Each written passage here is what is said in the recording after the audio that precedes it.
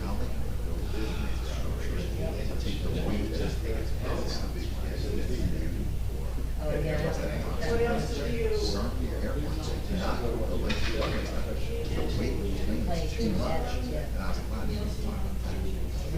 Well, Orlando Airport, when they first did it, that's the first time we did once. Okay. That's what it was. And now they have to do it for airport based. But once it reaches, you guys are. And they brought it. Did you more realize that? You all get up at 4 o'clock in the morning, go down and watch this thing loud. This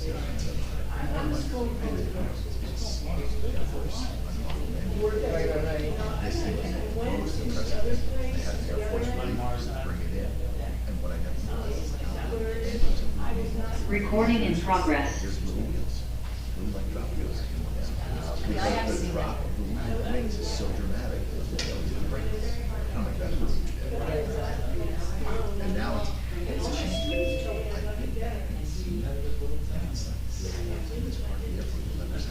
That's a shame.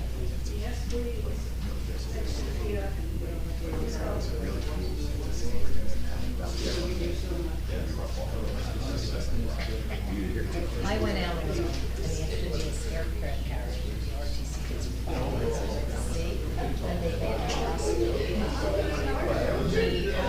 right up to see anything like it. They come down, just like second airplane. Yeah. Somebody else said, yeah. And I like, and like you see the wings float up and float down. And so nervous when I was behind it all.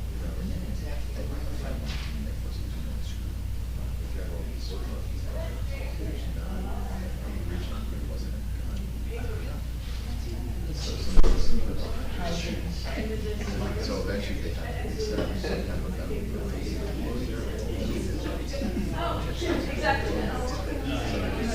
exactly. And I'm like, oh, that just doesn't make sense. It doesn't make sense.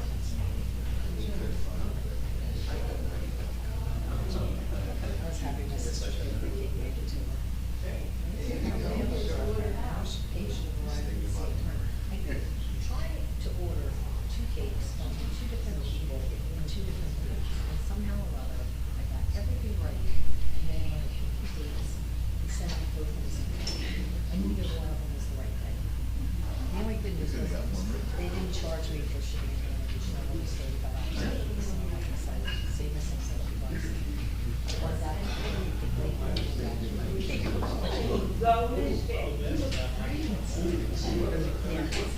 guy, but there's this amazing, when you get to the school, you should check this purpose thing out. It's called so they sell you it's for a state. Yep. I love it.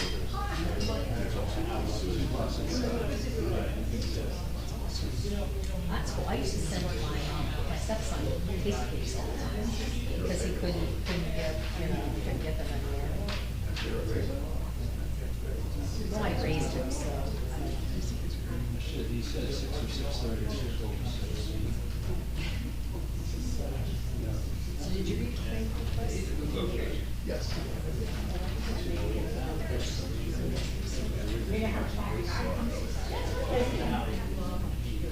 Oh, gosh, I'm sorry. That would help, wouldn't it? It's okay. Oh, that's awesome.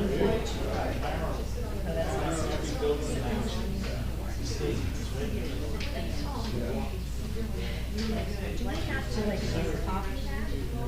No. I guess I'll just use it, right? Yeah.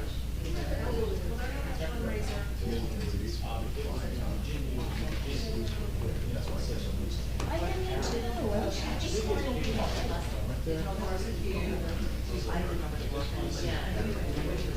Yeah.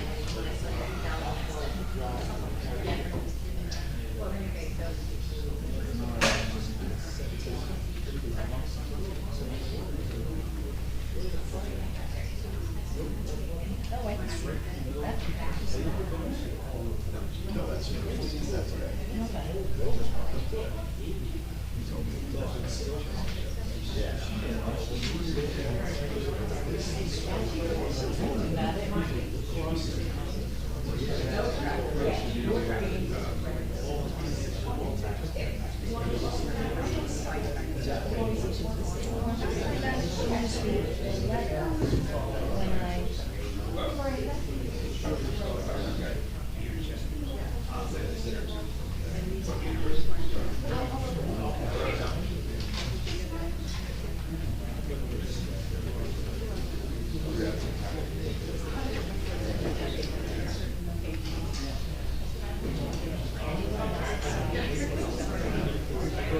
Here, over here.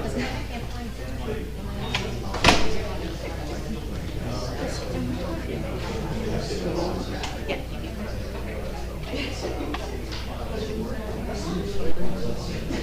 Honestly, I sent it to Jim's brother. He said, great, you should walk returning donation will help let me know.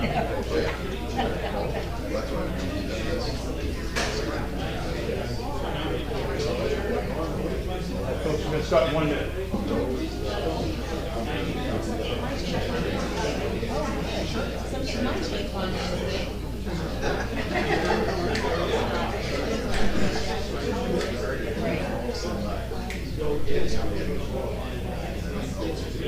Also, Jason here, I sent it to him, and I sent it to his brother.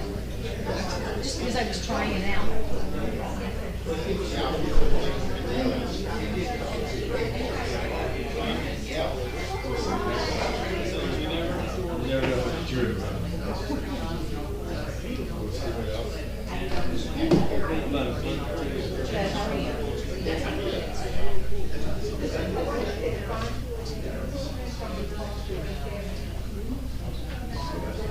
All right, why don't we get started?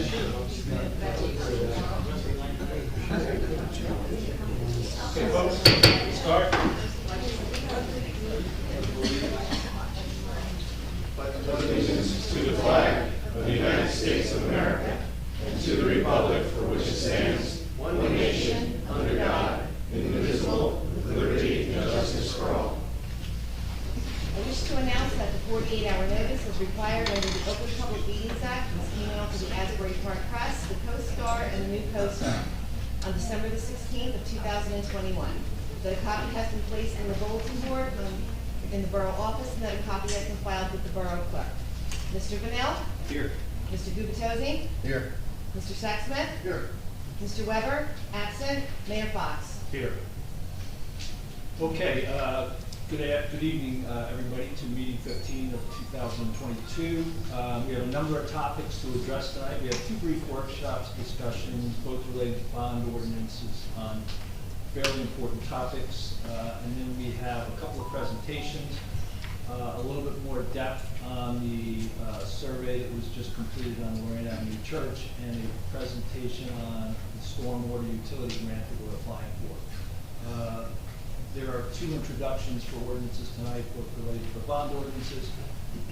We have one adoption ordinance on the Fletcher Lake Commission. So why don't we get started? We've got we budgeted about 5 minutes each for these bond ordinance workshops. The first bond ordinance is the improvements to Park Place Avenue that we have spoken about probably back in May, June timeframe.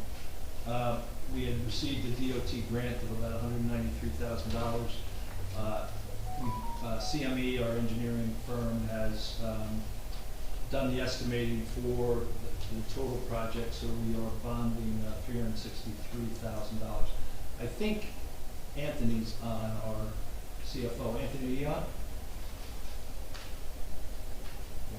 I definitely see it. You do? Mm-hmm. Okay. So, is he on mute? Yes. Okay, do you want to unmute? Michelle, can you unmute Anthony, please? Thanks.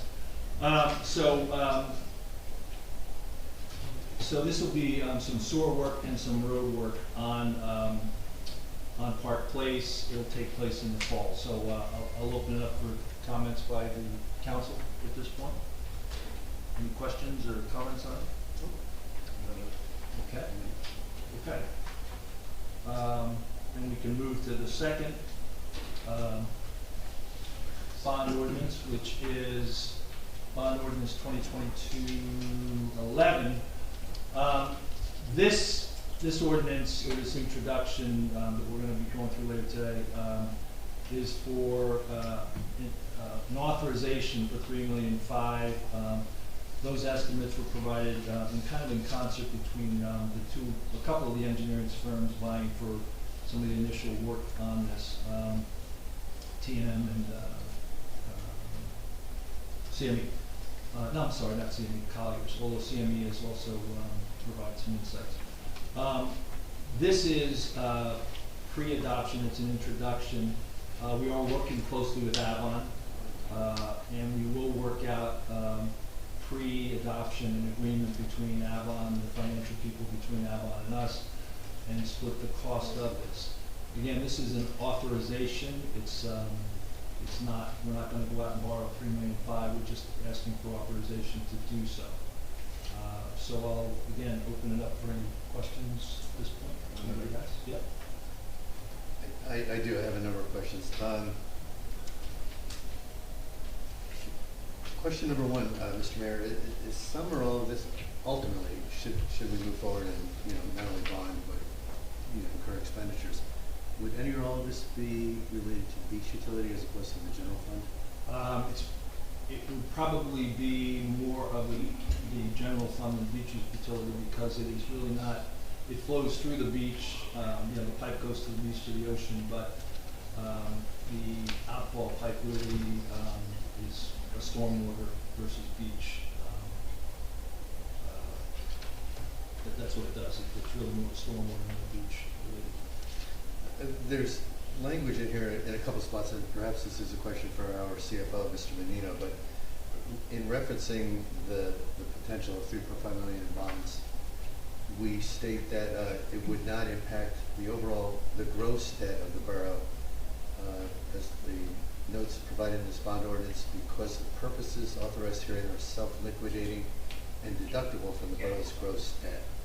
And I was just. Sorry? Anthony, you're breaking up. Your question? Sorry. Can you hear me? Yes. Alright. Do the debt authorization. Yes. this ordinance is a little weird because it's shared between two municipalities. So the mayor had mentioned about the ordinance authorizes 3.5 million in debt. That's technically true. But in total, what the ending effect is going to be is about half of that. Because as we have expenditures, 50% of those expenditures are going to be reimbursed by Avon or Avon. So as we get reimbursements from Avon, it's going to decrease that 3.5 million authorization down to about half of that if we use all of it. Obviously, whatever we don't use will be canceled. So we authorize 3.5 just to get it on our books, but then at the end of the day, the actual debt that we might have to worry about is probably about 1.25 or 1.75. But then also, there's a possibility of getting grants at a later point, which would even decrease that 1.75 even more. Okay, so thank you, Anthony. You actually covered my next question as well as answering that one, in that I was going to ask, if we were splitting this with Avon, did this mean it was 7 million? And the answer is no. You said it should be half, roughly half of the 3.5. Yeah, in order to record the authorization or the spending authority, we have to record the 3.5 in total. So there was just a legal way for us to actually record the ordinance. So that's why you see 3.5. I was also starting to ask the question, again, I'm sure you can help me understand this, but there's language in a couple of places here that references that the gross debt of the borough is not increased because these funds are deemed to be self-liquidating and are deductible from the borough's gross debt. And so what that's referencing is our annual debt statement. So every year we have to file our annual debt statement. Every time we have a bond ordinance, we have to file a supplemental debt statement. So in there, the whole point of the debt statement is for us to calculate our net debt. How much debt is outstanding that's attributable against our equalized valuation basis. So because the utility is self-liquidating, meaning that the revenues are in excess of the expenses, the total amount that's being authorized for the utility will not increase our net debt as far as the calculation goes to get to our maximum debt. Now, it's going to increase at a later point when we actually issue debt, it'll be authorized. So it'll increase the total dollar of the debt, but what that's referencing is the actual net debt limit that's statutorily increased. It's just 3.5% of our equalized valuation basis. okay, and for clarity, when you mention the utility, specifically what are you referencing when you say that? The beach and sewer utilities, both of them are self-liquidating. Is it your understanding that this debt would be issued under one or both of those utilities as opposed to the general fund, the current fund? It would be, yes, it would be issued underneath the beach utility. Okay, thank you. Yep. No further questions. Okay, no questions? Okay, we'll move to the next agenda item, which is presentations and bids. So the first, could you pull up Miranda on there? Miranda, are you on? Yes, I'm here. There she is. Okay, so you're gonna get her a presentation format? Michelle?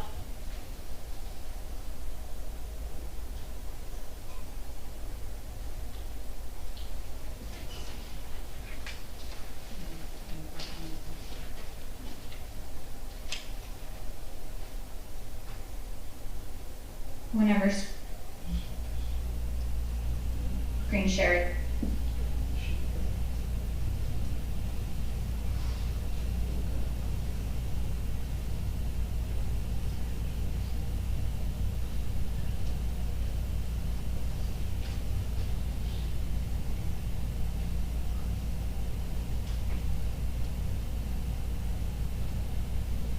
There you go, good, okay.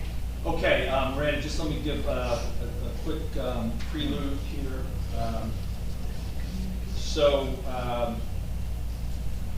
As we all know, we've been working on this for a few years. This is part of the process that we've gone through post the engineering analysis and the costing. We had a bunch of town halls. The town halls, we got a number of people asking for a survey so that the entire community, both people that voted here and did not vote, had a voice. We did that. We did that through, we utilized Miranda's company to do that. And what we want to do today, we did send out, as soon as we got it, kind of a highlights of the survey.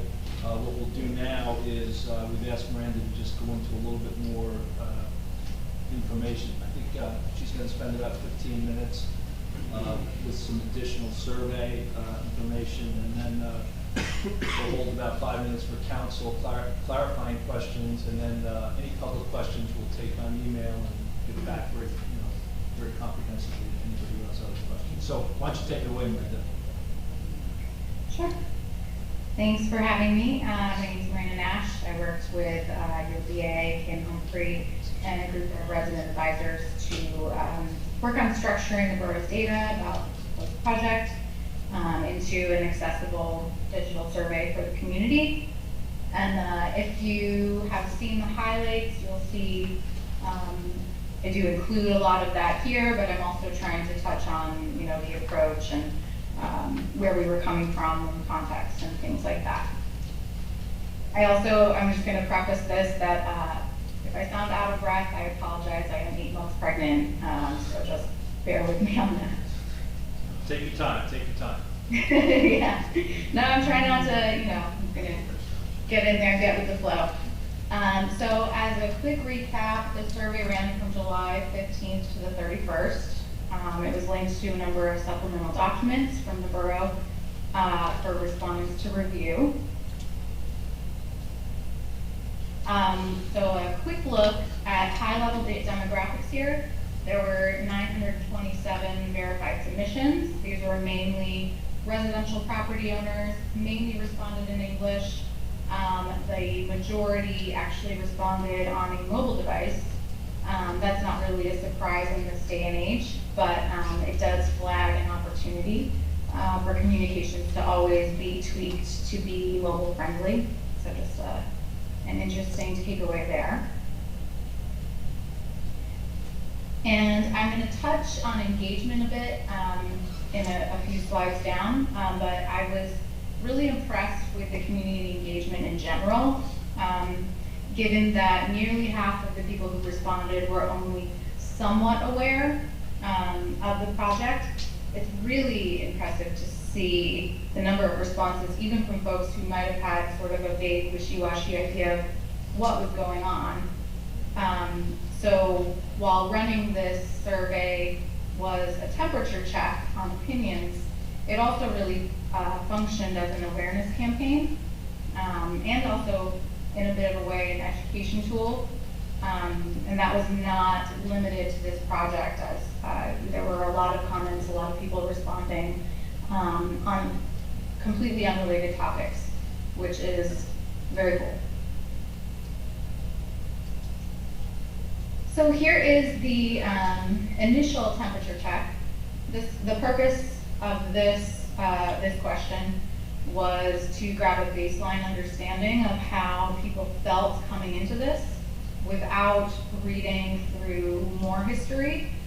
But this is just a reference point, since people responding would have already had the opportunity to download and read supplemental materials if they wanted to. And the majority did state that they had done that either partially or fully.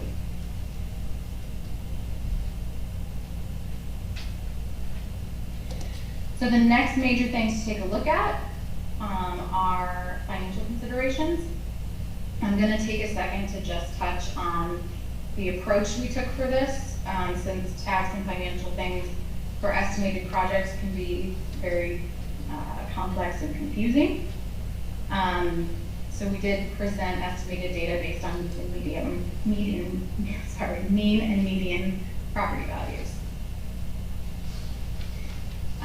So financial data is analyzed by a third party. It was provided in spreadsheet form. which is available, I believe available. While this analysis fit the bill of what the borough wanted to analyze, from a comms purpose, it's difficult, it's never super useful to present the public with complicated spreadsheets and expect really anyone to take the time to distill down into what that actually means for them. So how to simplify the complex? We worked to take that distillation on and present the information in the simplest way possible, both for accessibility and also to ensure we didn't have a steep drop-off of folks who would just say, you know what, no way, I don't want to bother with this is too complicated, that sort of thing. So we took that on as an understanding versus trying to find a way to get detailed estimates of many different outcomes. And looking at, okay, how can we engage a high-level understanding of the analysis? What would that look like? So doing this made it so that instead of having super high, brain load looking at a complex spreadsheet, we instead were able to gauge if the borough needed to do further work on helping the community understand where these numbers were coming from and what they might mean to them. So this would also give the borough time to further educate the public if needed, to make them feel more informed, that sort of thing. So we stated that we were looking for a level of understanding, presented a simple data table pulled from the third-party analysis, and then we prompted a yes or no question using numbers from the table that the respondents had just viewed.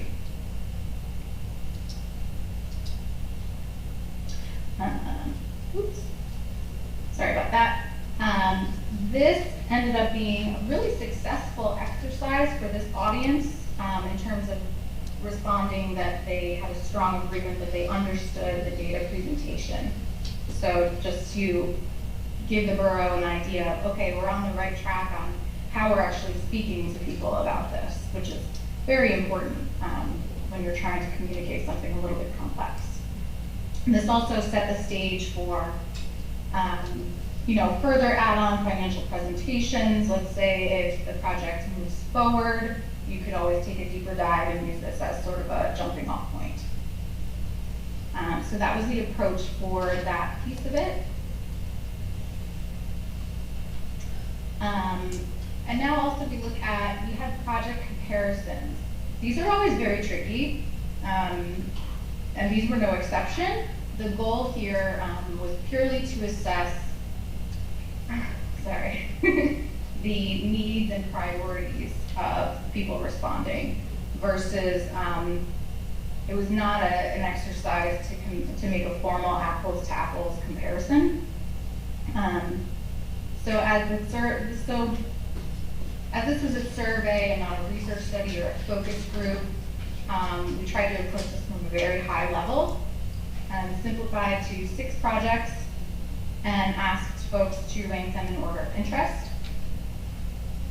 We did provide cost estimates to give context on how taxpayers might want to prioritize spend, but those estimates weren't meant to be like a formalized marker around how anyone should approach spending. It was more a contextual thing to help people rank different projects that they have interest in. I should give you this is where our project ranking results fell. Tons and tons of interest on Main Street improvements. They were also, that was also mentioned in the comments quite a bit.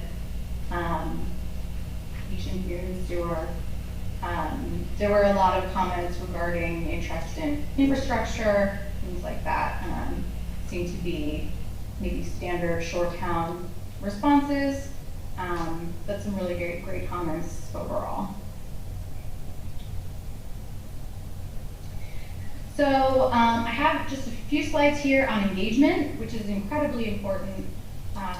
Willingness to leave comments and feedback is actually huge.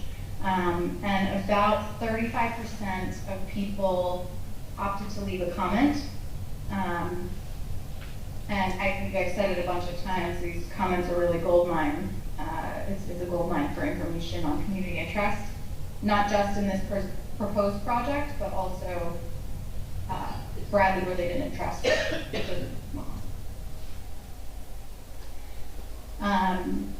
So one of the reasons why this is so important is because these comments can be mined, regardless of topics. We create FAQ documents, informational meetings, packets, any of those types of things.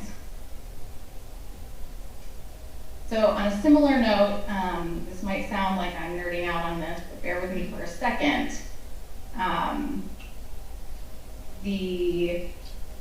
One of the most impressive things about this survey and about the community response, so over half of the 900 plus residents voluntarily left their email address.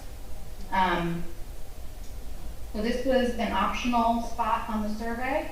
If you wanted, to hear more, your updates just generally be informed. Someone could leave their email address, but it was marked very clearly as optional. And in the world of, collecting information and marketing and things like that, email addresses are precious. None of us are giving out our email address all willy-nilly, because you just assume, you're going to get 40 spam emails about shoes. Because, you protect your email address. So to see that respondents were so engaged to be willing to share that information is really just a testament to the type of community you all have here. And I just wanted to flag it because it's not something that you see every day. Okay, last but not least, this is self-explanatory here. At the end of the survey, respondents were asked to answer if they were in favor of the project after reviewing the surveys. This is sort of the bookend at the start. You say, what's your kind of feeling on this with your basic understanding, and then you review the history, answer your questions, see some financial information, and then how do you feel at the end of it, just to have that contrast. So you were at about a 75 to 25 split once your survey closed. And then of those in favor, they were presented with an additional prompt to note opinions on building uses based on some of the proposed uses in the supplemental materials that already existed. This was pretty cool. The by and far most popular in here was communal activity space and event and performance space, and everything else really fell much further down. So that's just an interesting note on opinions and potential needs of people responding. So that is it for me for your main pieces of the survey response. And as someone who has never actually been to Bradley Beach, it was really a pleasure to learn a bit about the borough and the very stellar engagement that you all have. So thank you very much. Thanks, Miranda.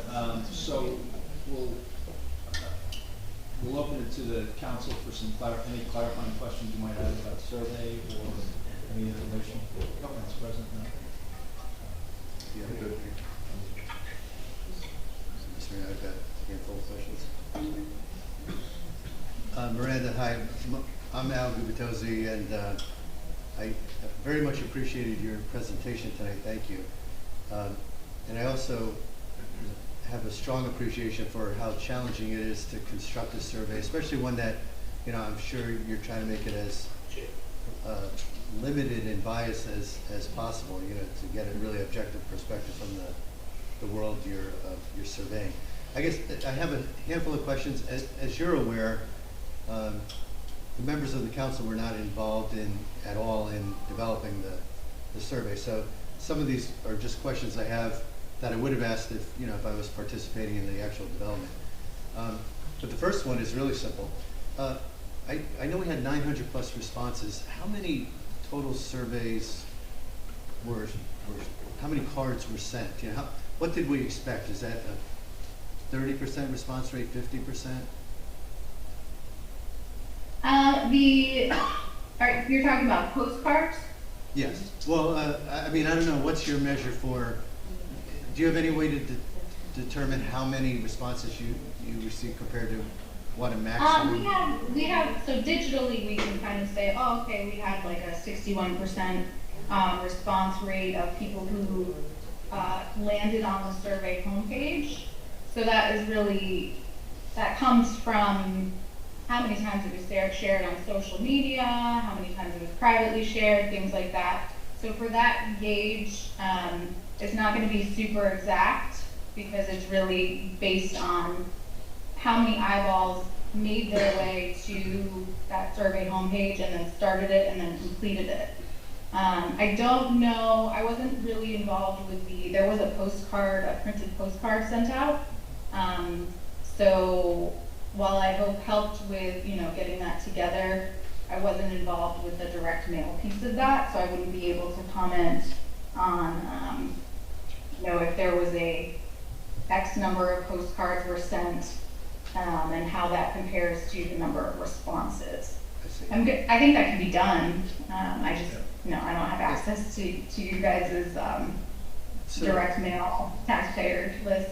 No, and maybe I was being too technical. At a very, very super high level, we have, relatively speaking, 4,000 residents. We got 900 responses. Is it as simple as saying a little less than 25%? Do you think all residents received an opportunity to vote on this? You have to break out kids out of that number. Kids didn't participate. So if we had, again, I'm still just looking for a general number of how many folks of the folks we attempted to reach, how many responded? It sounds like. Yeah, I wouldn't be able to give you an exact number. I can definitely say you had a healthy response, but I'd have to bug somebody about the number of postcards that were returned and things like that. Okay, which is possible. If we have 4,000 residents and we break out, and I'm making up numbers, but just for the purposes of example, 500 kids, pick a number, it doesn't matter, but if there's 3,500 or 3,200, whatever the leftover adults are, would it be fair for us to say that we got 900 responses out of the remaining adults, 30,000 something adults? Sure. From like a high level. That sounds like a good response. High level perspective, I think that's fine given the nature of the survey and how it's never going to be super exact. Right. You were saying, and again, I appreciate you coming in as an expert to help the borough, but you were saying that you don't really know a lot about Bradley. So, can you just share with all of us just who provided most of the guidance to you? It was the resident volunteers, correct? Yeah, we had it was a committee of like 6 people or so who I guess had been previously involved in discussing the community center and the possibilities and things like that. I would have probably received, like the administrative piece of it. I talked to Kim a lot. But yeah, I would say all of the context would have come from that resident group. And I'm not aware of, I wasn't aware of where any of them stood on, this project, but they were a very good group. But they were the ones asking you to put in the financial details and the comparison of the different projects. I'm just trying to understand how it came together. Yeah, I think, well, for the tax implications, that was always going to be part of the goal of the survey. So that would have come from the borough to say, we have this analysis, and how do we approach it? How do we make people aware of this? And then I would go from that and say, well, you need to put in a question about taxes and things like that. And then I would request the actual content and say, you know, what can you give me that I can try to digest and understand?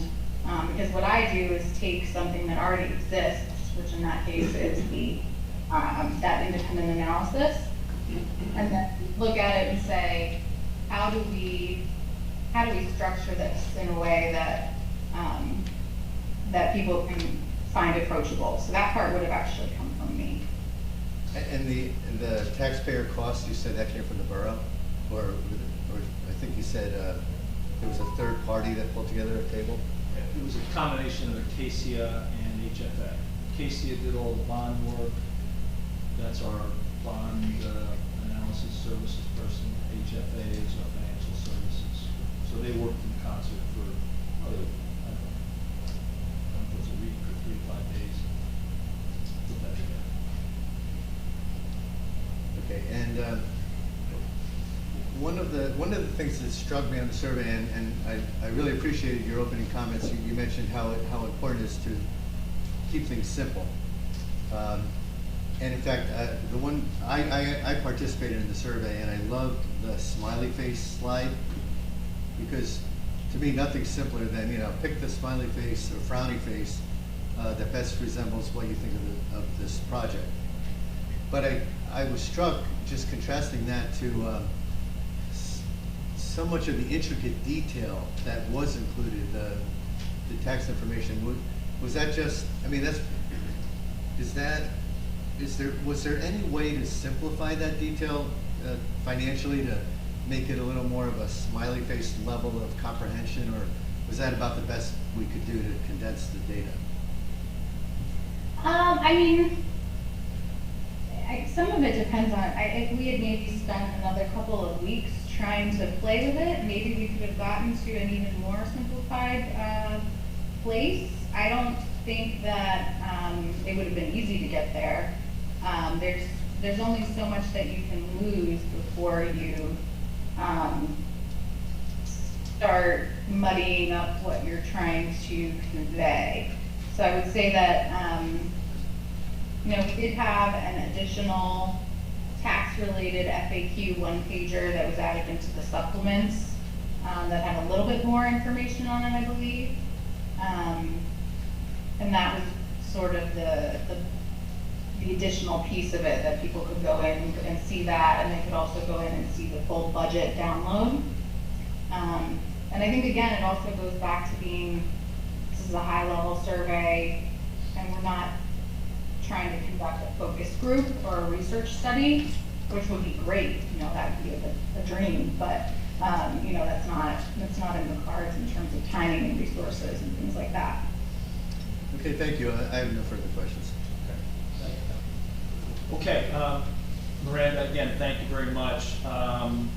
If anybody does have questions, anybody on Zoom or in the audience, Erica, what's the email number, the email address? Council comments and questions at bradleybeachnj.gov. And we'll, Bree and Kim will be happy to respond to any questions. Not Bree, I'm sorry, Miranda. I saw Bree walk out the door. Bree, you don't want to answer questions on a survey, do you? No, I wouldn't know anything to say about it. Yeah, that's right. Yeah. Okay, again, Miranda, you did good. Your diaphragm held up. You breathed very well, so we appreciate you coming in, and good luck going forward. Thank you. Thanks, everyone. Okay, the lights. Everybody squint. Okay, the last year or so, there's been a tremendous amount of discussion in the state of New Jersey post Hurricane Ida on stormwater utility, stormwater management. Last February, in the League of Municipalities, New Jersey League of Municipalities magazine, there was an article written about stormwater utilities. It was written by the person who's going to present here today, Bree Callahan. Bree did meet with the administration a few times. because we were curious about what benefits we could derive from the stormwater utility. Just recently, there's been grant money freed up, so we can actually do a study basically for free, assessing if we want to embark on this or not. I'll just give you a quick intro on Bree, and then I'll let her take the floor. She's a stormwater manager. She works to help local governments and utilities create stormwater utilities more affordably and effectively to reduce flooding and improve water quality. Responsible for creating web-based resource center, organizing training resources, facilitating peer-to-peer network with local officials. And Bree is a employee at New Jersey Future. She served as executive director and Baykeeper for Massachusetts Baykeeper, and worked as a legal and environmental consultant in both Philly and Boston. She's earned her JD from Villanova and holds a BA in architecture and environmental studies from UPenn. And I think at one point played a little softball. So, as I recall. My blood type is A+. Yes. So with that, I'll turn it over to Bree, and this is, as I said, it's informational.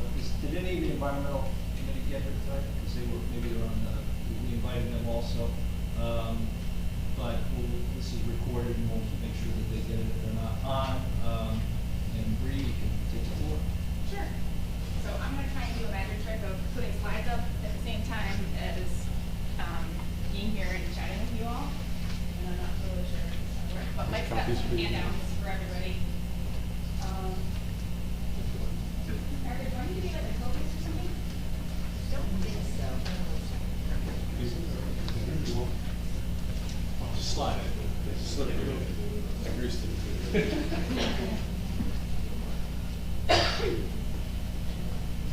Oh, so you're online.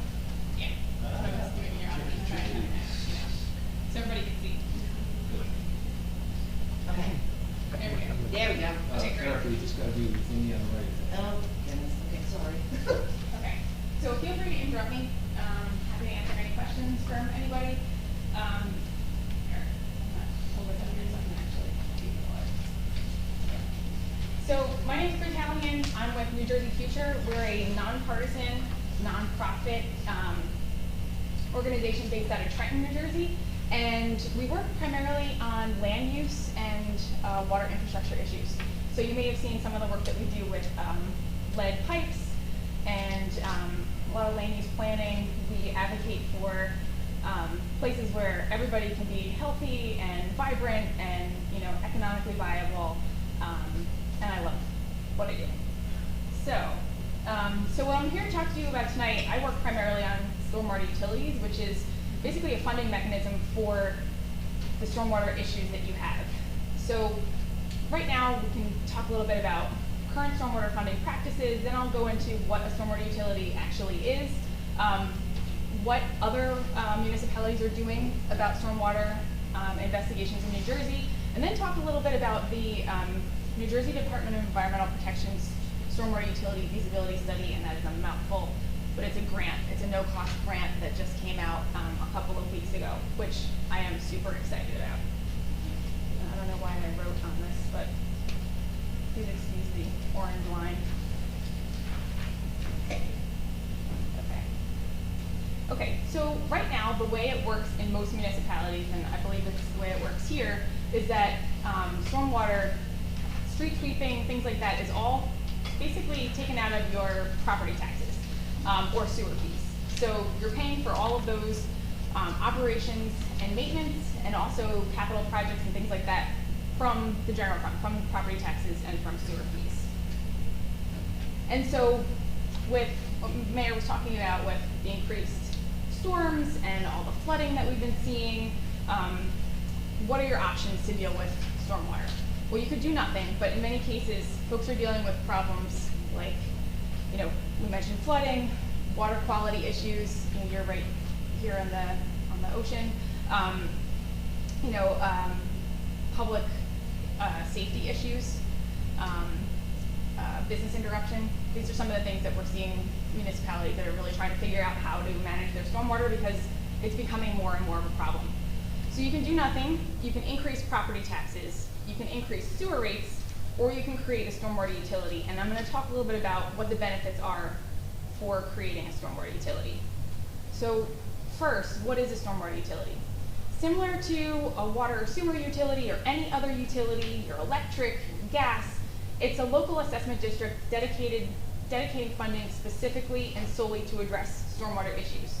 And the legislation in New Jersey basically says that it only can be, the utility can only be collected for stormwater purposes. It can't be paid for through anything else. So, probably wondering, is this a common thing? It is. There's 2,000 stormwater utilities throughout the country. You can see on the maps on the left, that's what it looked like across the country in 2009. And this is what it looks like in 2019. Our data is a little bit off because of the pandemic, but basically there's about 2,000 utilities across the United States. And the darker the blue color, the more intense the blue color, the more utilities there are. So you can see it's increased. What's interesting to note about this, and from the maps, what I wanted you to take away, is that it really is not red states or blue states. It's not it's not based on population. It's not based on geographic location. It's really based on folks wanting to and needing to manage their stormwater. So you can see there's 184 on the map on the right in Florida. There's 114 in Texas. You're talking, West Coast up in, in the Great Lakes area. So I think the smallest one is an 88-person utility in Florida, in a village in Florida, and the largest one is in Los Angeles, and that's over 3 million people. So it really knows no bounds. It's based on what your community really is looking to do. So in New Jersey, backing up a little bit, our law is permissive, meaning that it's a tool that allows us to do this. It's not something that we're required to do. It allows but doesn't require local governments to establish a stormwater utilities. And if it's established, it can be established by one municipality, it can be established by multiple municipalities, it can be established by sewerage and improvement authorities. There's a lot of flexibility in how they can be established. Once they are established, the idea is to collect fees based on the amount of hard surfaces or hardscapes on a particular property. So it's really based on your usage of the stormwater management system. The funds generated, and I mentioned this a few seconds ago, the funds generated from these fees are dedicated solely to stormwater management and can't be used or diverted to anything else. That's it, just for stormwater. So what are the key attributes for a stormwater utility? Why do people do this? Why are there 2,000 of them across the United States? Well, they're widely seen as the most equitable. Everyone is assessed. There is no exemptions, except in the state of New Jersey, we have one exemption for agriculture, active agriculture or horticultural land. So anything taxed under the Farmlands Preservation Act. So any large parking lots, any large warehouse rooftop spaces, they would be paying based on the amount of hard surfaces that they have. So right now, it's based on property taxes, which is not based on how much impervious cover or how much hardscape you actually have. Can I ask a clarifying question? Sure. So roads, state and county roads, are they exempt? No. They're not. No. You may charge the state, you may charge the federal government, whatever kind of roads you have. Now you have to figure out whether that's something that you actually want to do. And that's where, and I'll talk a little bit in a second about what a feasibility study really helps you figure out. Okay, thank you. No problem.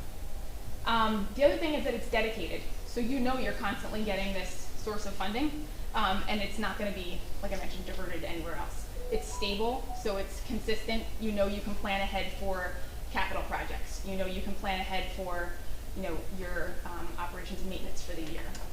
And that's a nice thing. And like I said, the sole exemption is for agriculture and horticultural actively under the Farmlands Preservation Act. So this is my favorite part, what can it pay for? What can you use a utility for? You can actually pay for the establishment of the utility itself. You can pay for capital projects. So that can be any of the, pipe replacement. It can pay for any green infrastructure that you're trying to implement. It can pay for operations and maintenance, which would include any of the street sweeping or any of the requirements that you have under your current municipal separate storm sewer permits, the MS4 permits obligations would be an allowable expense under the stormwater utility. You can pay for asset management, so trying to figure out what assets you have, and then trying to figure out how to keep them up and running in tip-top condition. That's part of it. And then any public outreach and education, that's also part of the MS4 obligations. And that's one thing that I did want to point out. The MS4, which is the municipal separate storm sewer permit, is going to be updated in January of 2023, I believe. And with it comes a whole new set of obligations that municipalities are going to have to comply with. One of those is called a Watershed Improvement Plan. It's a brand new portion, and I can speak more about that. That's a separate discussion. But basically, the permits are all going to require more obligations by a municipality. And it can pay for a whole bunch of other things, including like snow removal.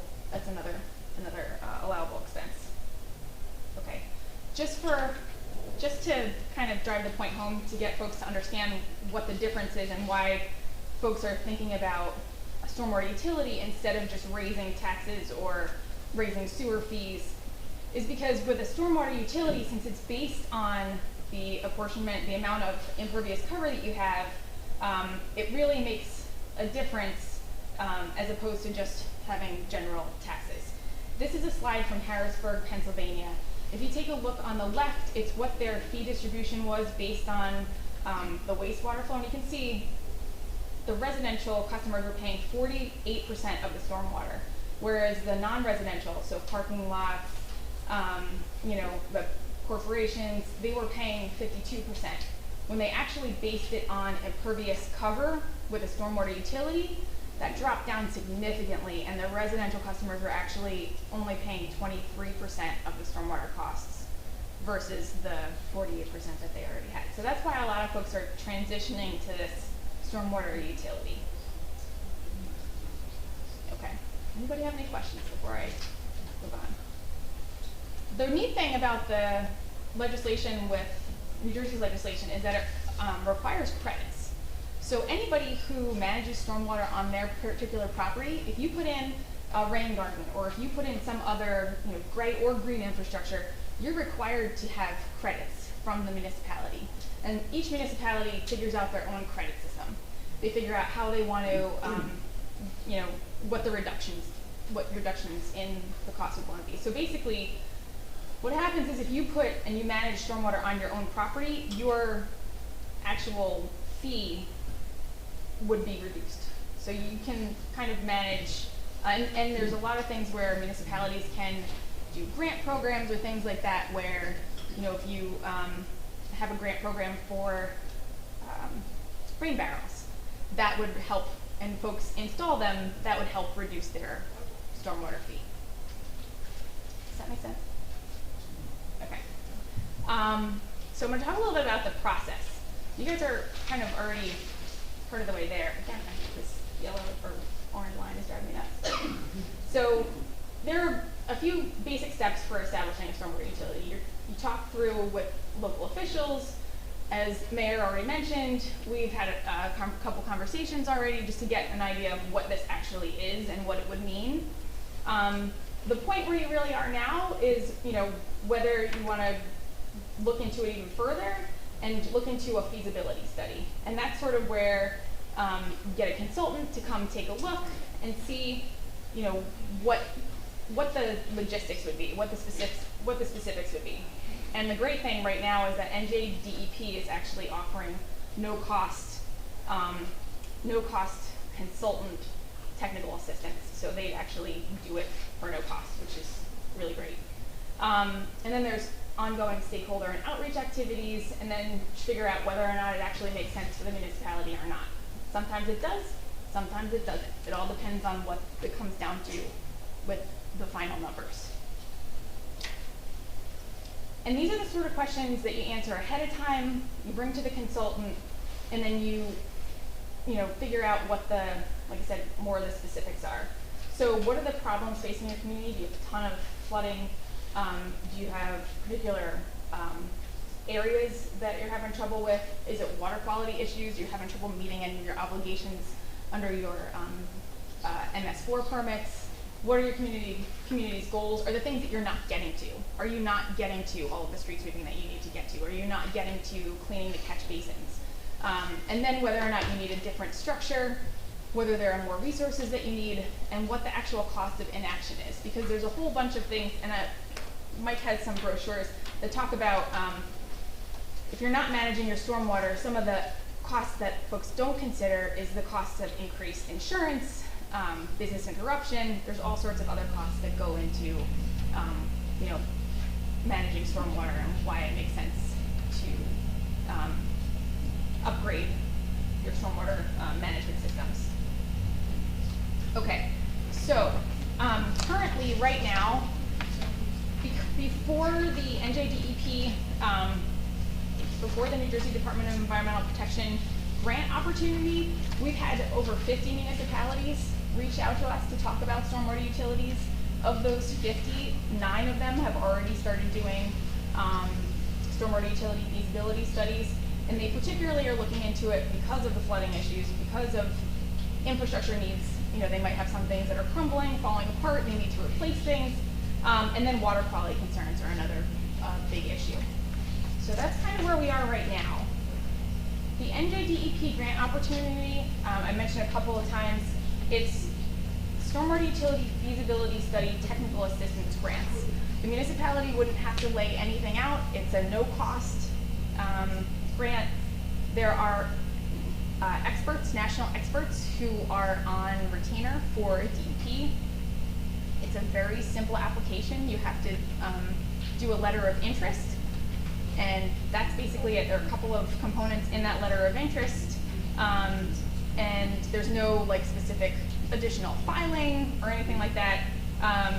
Take a look, and then DEP will contact you based on and match you up with the consultant that that makes sense for you based on what your needs are. And Bree, that date on there, September 23rd, might confuse because I thought that They extended it. It was.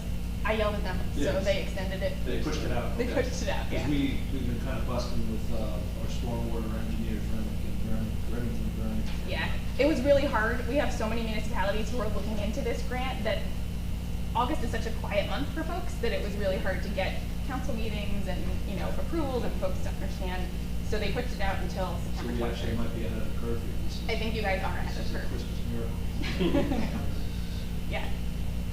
So, so it's a good opportunity for municipalities to explore but not have to pay the heavy price tag. Yeah. Yep. Does anybody have any questions about utilities? That is, yes.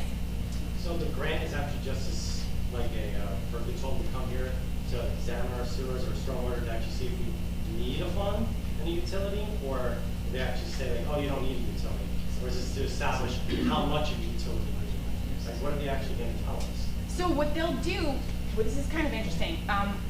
What they'll do is take a look at the stormwater system. They'll do an impervious cover analysis, which is really helpful. The current data that we have at the state is from 2015, which is very outdated. And so at the very least, you'll have an updated GIS layer of your impervious cover.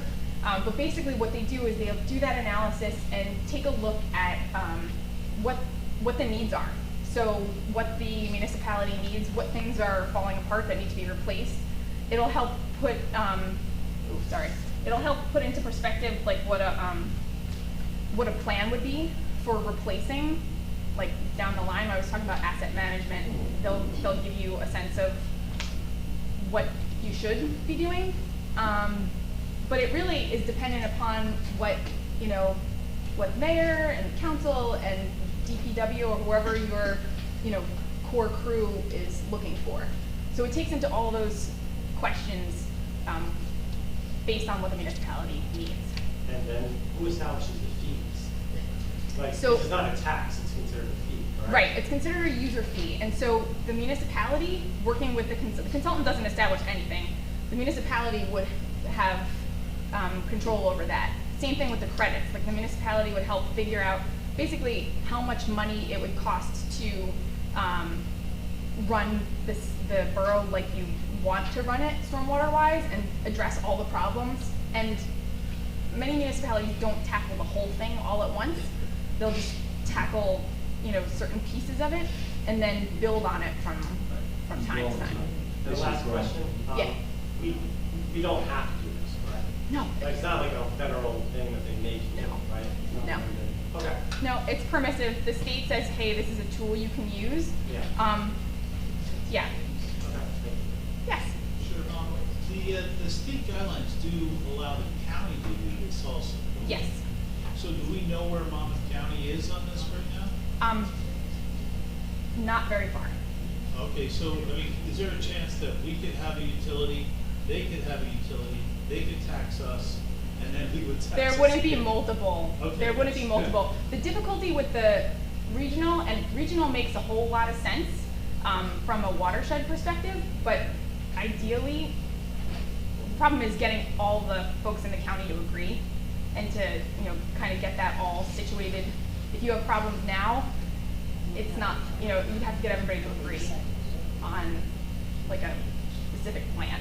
Part of that works for freehold soils and soils preservation, I would think it would work with this also. Yeah, we haven't had any interest from Monmouth County. There are a couple of counties that we have had interest from, but yeah, I haven't seen anything from Monmouth. Thank you. But yes, it does make a lot of sense. Yes. As a homeowner, Mhm. I just renovated a house. Mhm.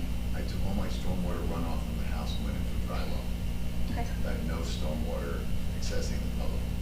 Is that considered a credit to the So town? you would be credited for the things that you did prior to the utilities formation, and then it's not a complete. It can't be a complete credit, like 100% credit, because the roads we drive on, all Sidewalks, right, sidewalks, everything.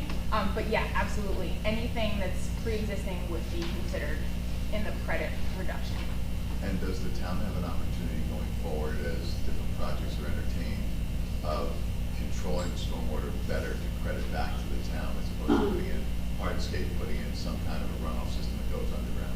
Yeah, so there are going to be new stormwater rules, so that's for the state that are going to be required. I'm not totally sure how that's going to line up with the MS4 permit that I was talking about, and that's also going to be kind of wrapped into another New Jersey Protect Against Climate Threats, another law that's coming out.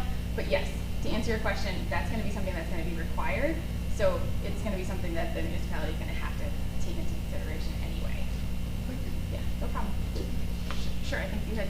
So does a stormwater utility factor in each residential property based on the impervious coverage? Yes. So that's how it's kind of assessed, because the sewer utility is not based on Right. usage and output at all. It's not based on your water consumption and therefore your water output. Yeah, so the law explicitly says that it has to be each fee has to be based on the amount of hard surfaces. And it would have to, that's what the consultant data layer that I was talking about, they would be doing that GIS information so that it would inventory all the property owners. Yes. You said the new requirements are going to be coming out possibly in January of '23. Mm-hmm. So, for our perspective, wouldn't it, even talking about this be, once again, putting the cart before the horse to know if there's anything we have to address or not address, but we don't even know what the new requirements are going to be? We actually do know what the requirements are going to be. The permit came out, the draft permit came out last week, and they're going to sign it into law. So you're going to have to start complying in January 2023. Do you have any sense of what some of those changes are? Yes. I don't have a list of them right now, but there's a whole bunch Yeah, of. but recognize this isn't something where we're gonna do a feasibility study and snap our fingers and get into this. This would be a referendum, information, it's a whole process. Feasibility studies themselves also take time. Some of them have taken 9 to 18 months. So it takes a while to do. No, I think for us, it's just more, I would say the residents are more concerned just about throwing money at yet another study of something that we may or may not need. Right. That's all I'm looking for. Well, that's the thing. That's why the GEP doing it for free Yes. is such a huge thing, because those studies are really expensive, and they could be between $20,000 and $100,000, but if DEP is gonna do it. Well, that's really why we jumped on when this came out. 6 weeks or so ago, we jumped on it and said, if we can do this for free, we'll have a body of information, and we can figure it out as we go. It's not, this isn't a like boom, boom, boom deal. This is gonna take some time. So I got one more question. Sure. Because I've had to deal with impervious coverage. Who sets the standard for impervious coverage? Because I know certain towns, like Neptune, they don't count a pool as impervious coverage, while Bradley counts a pool as impervious coverage. Who sets the standard for that? So for the stormwater utility, it would be the municipality. They would decide, they get to decide pretty much all the specifics. The law is super flexible, Okay. so they can decide what sort of infrastructure, and really that was set up so that you're not spending more money than you need to. It was set up so that you can use the current infrastructure that you already have. That's a good question. We're gonna, council, any questions from council? Just a quick one. Conceptually, I could see a lot of value in trying to restructure taxes to allocate to the user, so to speak, or the users. But conceptually, it strikes me that this would be ultimately a bit of a cost shift more towards commercial, just like that pie chart you showed us. Yes, it would be a shift to folks that have more impervious surface. But if they're doing reductions and they're managing stormwater on their property, and a lot of them are going to be required to do that with the new stormwater laws that are coming down from the Department of Environmental Protection. So, yeah, absolutely, it's going to shift from, it's going to shift to more of the folks that have more impervious cover. And I think I already know the answer to this question, but you showed that one example, who was it, Harrisburg. Harrisburg? Yep. When Harrisburg instituted that tax or that fee structure, was there a corresponding reduction in the taxes, the real estate taxes? I'm not sure about Harrisburg. In some places there has been throughout the country, but typically they're doing this because they don't have the money. So it all depends on what the municipality wants to do and how they want to shift things. Yeah. That's why it's gonna take a lot of thinking this through. Yeah. But getting the study kind of free and using the resources Yeah. I think is possible. So, okay. Bree, thank you very much for No dropping problem. in. I'm gonna leave so I don't I mess didn't with you. introduce Mike Beeson. Mike works with Bree. Mike is an Ocean County, Ocean Township, Monmouth County guy, so. Well, I just want to mention too that any landowner, if it's a nonprofit, no matter what, under this has to pay the fee. Yep. Oh, But the fee structure You can make it whatever you want. Develop the fee Yeah. structure, Right. so it could be, this Yeah. ways, yeah. And the other thing that I didn't mention too, for financial purposes, it's outside of the 2% cap. Right. So if you're up against the 2% cap, all of the like operations and maintenance stuff that would be currently under the 2% cap would be taken out and put into the utility. So it helps when folks are up against the 2% Yeah, cap. so things like snow removal. Yep. And yeah, and street sweeping. That's the and all that. simplest example, I think, that's out there. Yeah. Okay, great. So, yeah.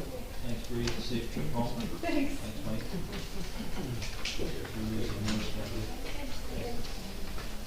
Okay, we'll move into the rest of the agenda. I think we're doing pretty good for time. The first thing we have is approval of minutes, the July 26, 2022 council business meeting minutes. Make a motion to approve those. Have a second? Second. What about public comments What's next?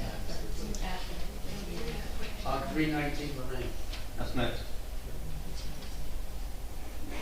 We So I second it. second. Mr. Vanel? Yes. Mr. Gubatose? Yes. Mr. Sexton? Abstain. Mr. Weber absent. Mayor Fox? Yes. Okay, next agenda item is public comments, 5-minute limit, and single instance per speaker pertaining to this agenda, the agenda items on this meeting only. So, any questions on the agenda? Yes.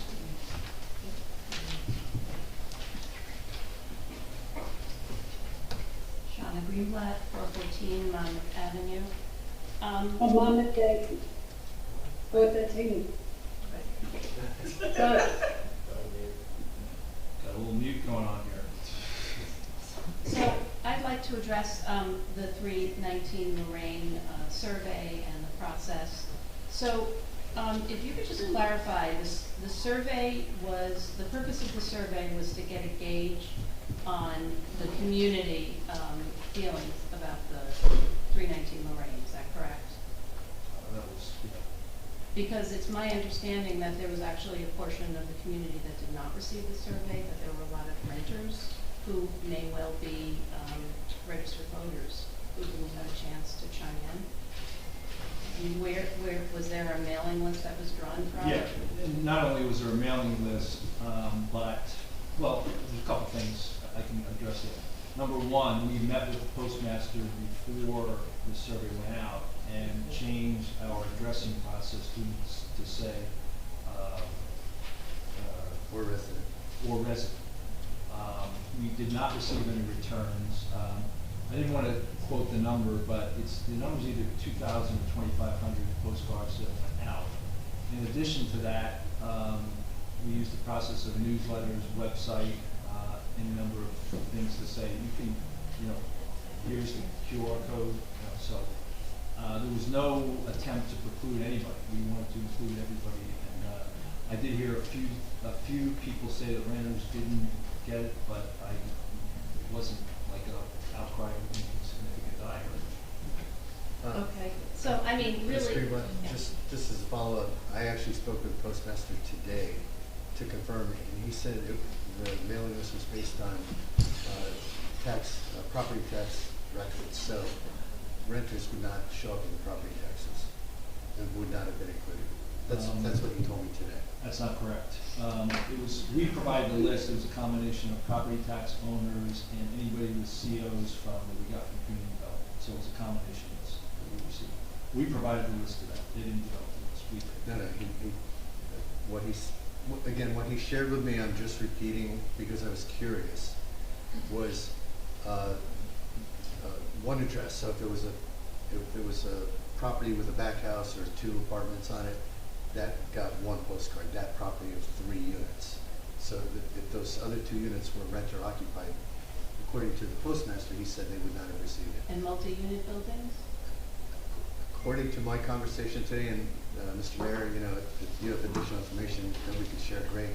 But at least per my conversation, he said it was very inconsistent across the multi-unit buildings. So, I mean, the reason I'm asking the question is that, we have this survey. The survey is kind of preempting what we're going forward with a referendum, which is for only registered voters in the borough, right? So really the survey was to really get like a whole community gauge of the church based on one figure, the $10 million figure.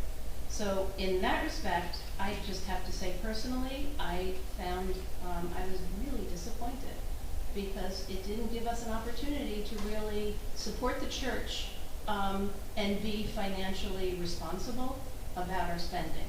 So by only giving one option of a $10 million restoration of this potential community resource, what happened was it really just garnered a negative response, and that's exactly what we see in the survey. And this survey now is informing the referendum that's coming out. So I really feel that there was a manipulation by having the survey come out, by giving the community really only one option. I was asked a question in the survey, which I had a hard time answering. Do I support a community center in Bradley Beach with this 319 Lorraine property and at a $10 million figure? Well, honestly, my answer is no, not at a $10 million figure, but it didn't give me the opportunity to say what I feel, which is that I really think this is a resource that we should do what we can to restore in Bradley Beach. It's a historical structure. We don't have very many real historical structures of architectural integrity that tell the story of Bradley Beach. And if we lose this building, then we likely it becomes a residential property, divided into 4 parts, of new construction. So, you know, I really feel that we're being robbed of the opportunity to support this church by putting such a high cost figure on the church. And, you know, another question that I had was about the tax implications and what it was based on. Was it based on a 30-year bond loan? That was not made clear in the survey. It was basically a 10-year projection of cost to the taxpayer, but it really didn't indicate the loan terms, which clearly makes a difference. Was it based on a 10-year? So No, it wasn't based on 10 years. It goes out. Yes, it was. No, it wasn't. So whether it was or wasn't, what I'm suggesting is that there are some things that have been unfortunately the community is not really given an opportunity to respond to salvaging, saving, restoring an important building while also being mindful of economics. And I think that was also, you know, made clear in the list of priorities that were listed of what some of the things that need to be done in Bradley Beach. Some of those things were maintenance things. Some of those things have their own utilities. You know, there's a sewer utility. I just think that it was really used to skew the results, so the public would say, no, this is too much money to spend.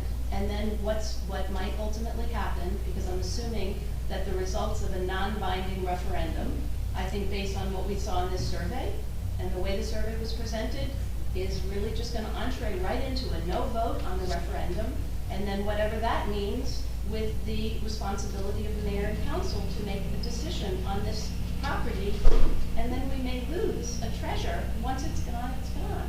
So I just have to say, as a resident, I'm just really disappointed with this process.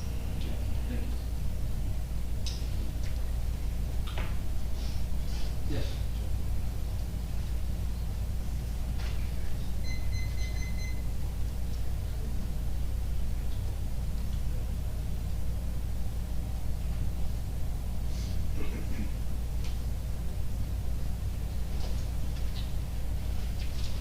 Jackson Temple, 103 Fort Avenue. First of all, I'd like to second the previous speaker. Terrific questions. But let me ask you this. How many registered voters are there in Bradley Beach? Oh, the number's about 2,700-ish. I don't have it right in front of me, but it's about 27. Yeah, I apologize. Right. I don't have it right in front of me, but he's right. It's about 27. It's 27 Oh, something I- under that. Okay, how many postcards, you said there were 2,500 postcards went out, sent out? It's either 2,000 or 2,500. Okay. And 970, you had 970 responses, electronic or postcards, right? 935. 935, okay. How many of those 935 were returned by the postcards? None, it was all electronic. Maybe I didn't understand. No. You answered it. Okay. So they didn't have to stipulate that they got a postcard. Oh, no. So you don't know? No, I Right. didn't know that, no. Okay. We could have asked the question, did you get a postcard, but we did not ask that question. Right. Okay. That's it for now.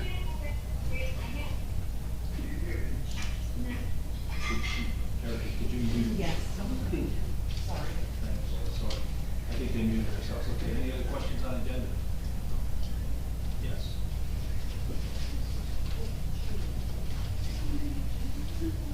Thomas J. Cohen, 6 Third Avenue. I'm glad Mr. Cannon's here. Mr. Cannon, this is about the executive session again.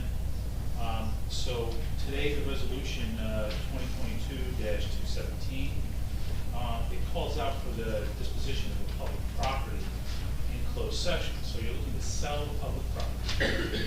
We've been down this road before, Mr. Cannon. Okay, the statute does not say that you can sell property in closed session. It says that you can purchase with public funds. So, your lawsuit about this last time was about the purchaser being there, right? Okay. purchaser's not here this time. It's being advised by the governing body on their legal options for disposing of the property, which is perfectly legal.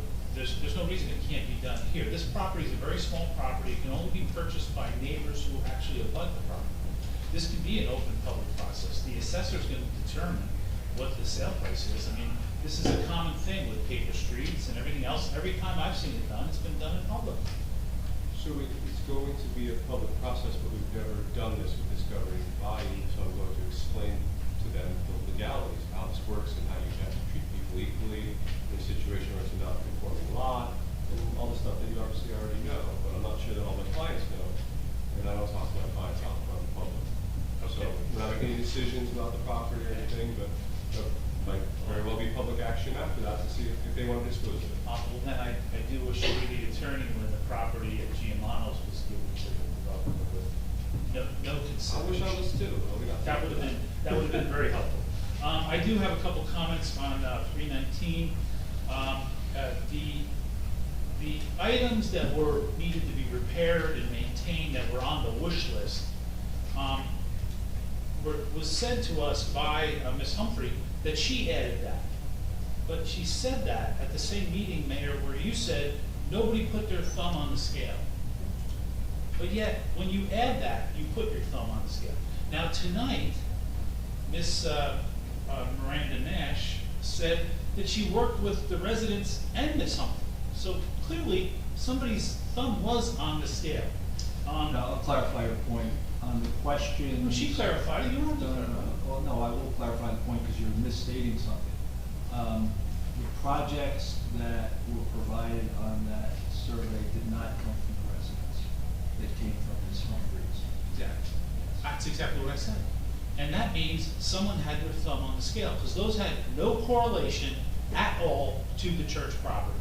They're separately funded, they're separate projects, and it's from the misadministration of the town for so long, is why they need work done on them.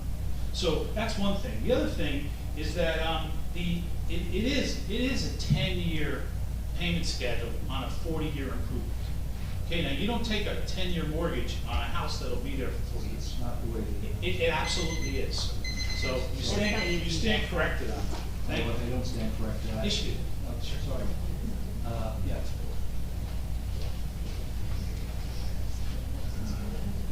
Yeah. No, I'm sorry. Oh, after you, go ahead. No, go ahead. Are you sure? Twice. Dr. Tom McGuire, 610 Brindley Avenue. I just had a question.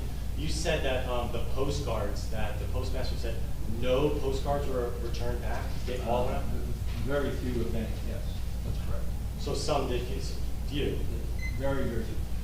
And the reason we went to the postmaster was earlier in the summer, we sent out an update to, we call the blue sheet, trash recycling, et cetera. We got about 200 back. And I just said, that's not acceptable. So we met with the postmaster, and he provided us, this is the way we should address things so that everything is clear. So when you say few, we're talking like 20, 30, something? Probably less. Yes. Okay, great. Thank you very much. Yes.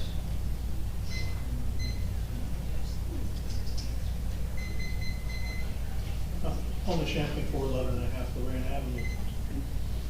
I'd like to, some comments on 319.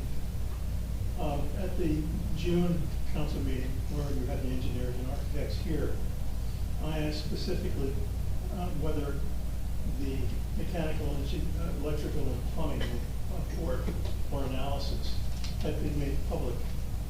And you stated that it had, Mayor, and that it in fact was on the website. It never has been on the website. It is not on the website now.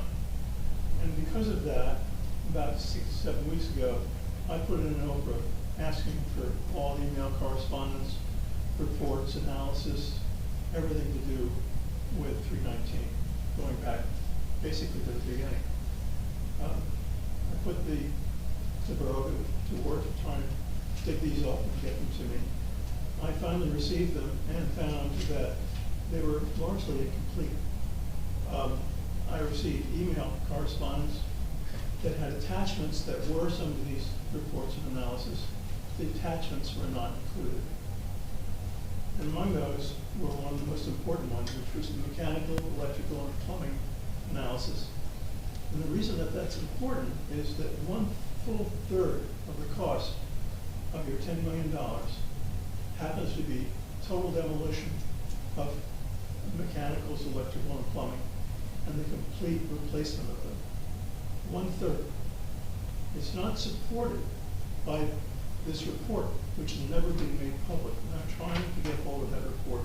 I want to find out the reasoning that the engineers basically decided that apparently all these systems were no good and had to be demolished and replaced totally. I mean, the public needs to know these things. Matter of fact, the council needs to know these things, because apparently, from what I've heard, none of the members of the council ever saw this complete report. Thank you very much. Thank you.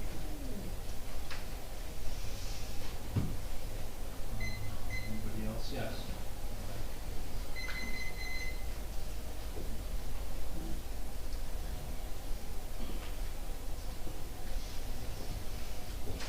Nancy Meadow, Ocean Park Condominiums. So, I'll start with the short things. On the executive session, it would have been helpful to me if it said more than the lot and the block number, because I'm too lazy to go and do all the research for that. If you want the public to be involved, make being involved accessible. It's a 13 by 13 piece of property behind the movie theater. You know, like, thank you. That's But okay. at the time I was looking at things, I'm like, That's what it is. our property that we own. that we According to have- the tax map, that's what it is. It's Thank 13 you. by 13 behind But, the, you know, behind, right, it butts up against the movie theater. again. On the bill list, page 4, item 2, yeah, I wish the BA were here, because every time I bring up things about classifications, she says to me, oh, well, we don't have that as something classified, so we can't do it that way. So there's an expense that we've not had for several mayors regarding refreshments for a meeting with the mayor. The good news is the source of the refreshments was a Bradley Beach business, and I think that's fantastic that we support them. The bad news is what meeting, for what, where, and how, and again, you know, left off of information that the public might like to know. In addition, I don't know why the Special Olympics run, the description said Asbury, Roshi Grove, to the Bradley Beach Boardwalk. So I don't even understand why we're passing a resolution, because it's not through the Bradley Beach Boardwalk, it's stopping at the Ocean Grove property. So it kind of doesn't really involve us, and we're just being something ridiculous. I don't understand on the resolution 2022-212, $49,000, we're not going competitive, we're just allowing it. And I don't know of any of us that would do something in our own lives for $49,000 and just make it open, not competitive. In my opinion, it's bad business, and whether or not you, as I've said before, whether or not you're allowed to do something doesn't mean you should do something. And the biggest issue that I've said before, and I so wish Mr. Weber were here, because he can't stand it when I'm redundant, and I've been saying this since January, Resolution 2022-211. I appreciate the 4 councilmen that donate their time, which is extraordinarily valuable. However, it's a slap in the face to think that we don't need 2 meetings a month. And we'll have 1 meeting for August, and notice all the people here, it's a pretty good turnout. 1 meeting for November, 1 meeting for December. You've got Zoom now, you can be on Zoom and be at a meeting, and it just is very evident of the hatred of this administration to the public. It is embarrassing that you choose not to. She's watching. We don't need to have this little side thing that you do every time I speak. So it is not. I just wanted to explain something about that resolution, It is. if you don't mind. In fact, I will pause this. Okay, that resolution, doing a resolution to publish in the paper so I don't have to continually advertise the meetings every other week. It's an expense. You know how we do the one resolution in December, which gives you all the resolutions for the, or all the, meeting dates for the year? Okay, well, because we were doing Zoom, because we had a hit with the pandemic, I was posting it every time, so everybody could have the link and all that. Now I'm just gonna post it on the website, so I won't have to post it in the paper. It'll save money, actually. It's the same point though. We've been ordinance for 2 meetings a month. They're not scheduled, and it is a slap in the face to the people. I would also underscore that I would think it could be a legal issue, and more importantly, there are 4 councilmen whose terms are ending. I would think that this particular term, you have a lot of unfinished business to do, and I would think that it would be helpful for you to have the 2 meetings. And I think I'll just stand here and let my 5 minutes go down so that perhaps somebody will say something. I've got 5 minutes, You have 1 minute left. okay? It's a maximum of 5 minutes. That's a maximum, thank you. So I'm allowed my maximum.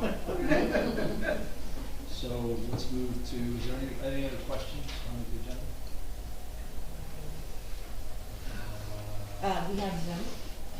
Okay, so, Actually, is there anybody out Oh, here that has that's a any good thing further Zoom's questions? because they can't see you. Okay. Yep, so on Zoom land. Okay, we have Lauren Egbert. Good evening, Lauren. Hello, good evening. A quick observation, a quick question, and a request. Okay, I just need your address. 404 and a half Brindley Avenue, Thank Magic you. Beach. Okay, Thank you. Mhm. Yes, the first observation is that I had many neighbors, some a handful of neighbors, let me not exaggerate, that said that they did not get cards. And I actually, to my neighbors who were summer residents a couple doors down, I provided my card for them to be able to answer the survey. Another question, and there were other renters on Brindley Avenue that I spoke to that did not get cards and were not aware of the survey. The other thing that occurred to me is I was very strict with myself in terms of saying I'm the only actual resident in my house, but then I thought when you're talking about property owners in Bradley Beach, they can have a lot of people that come and stay for a while. Do we have data on how many households and how many adults per household answered that survey? Yeah, the survey person actually scrubbed the data, and I think there were 8 removals based on her expertise on how to scrub data from survey. Mayor, I'm sorry, while that is interesting information, that really wasn't the point of my question. I can, if you have 900 responses, say, and that's 450 households in the borough, that's one thing. If you have 900 responses and 6 adults per household have answered, and given their opinion, that's a whole different kind of sampling.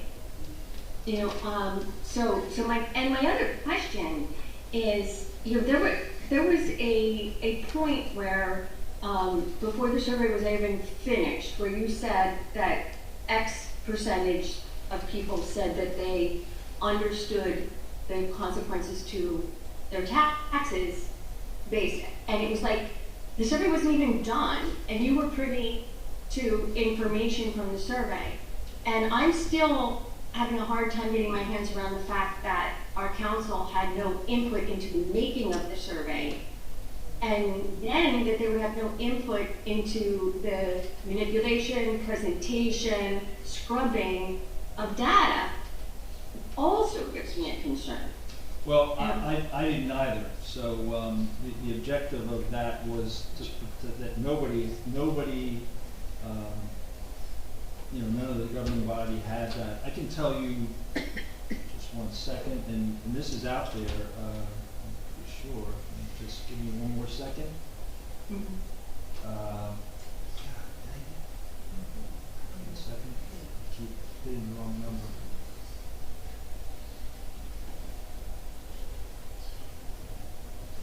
88.2% of the locations that responded were 1, 2, or 3 people. There were very few multiple beyond 3, and actually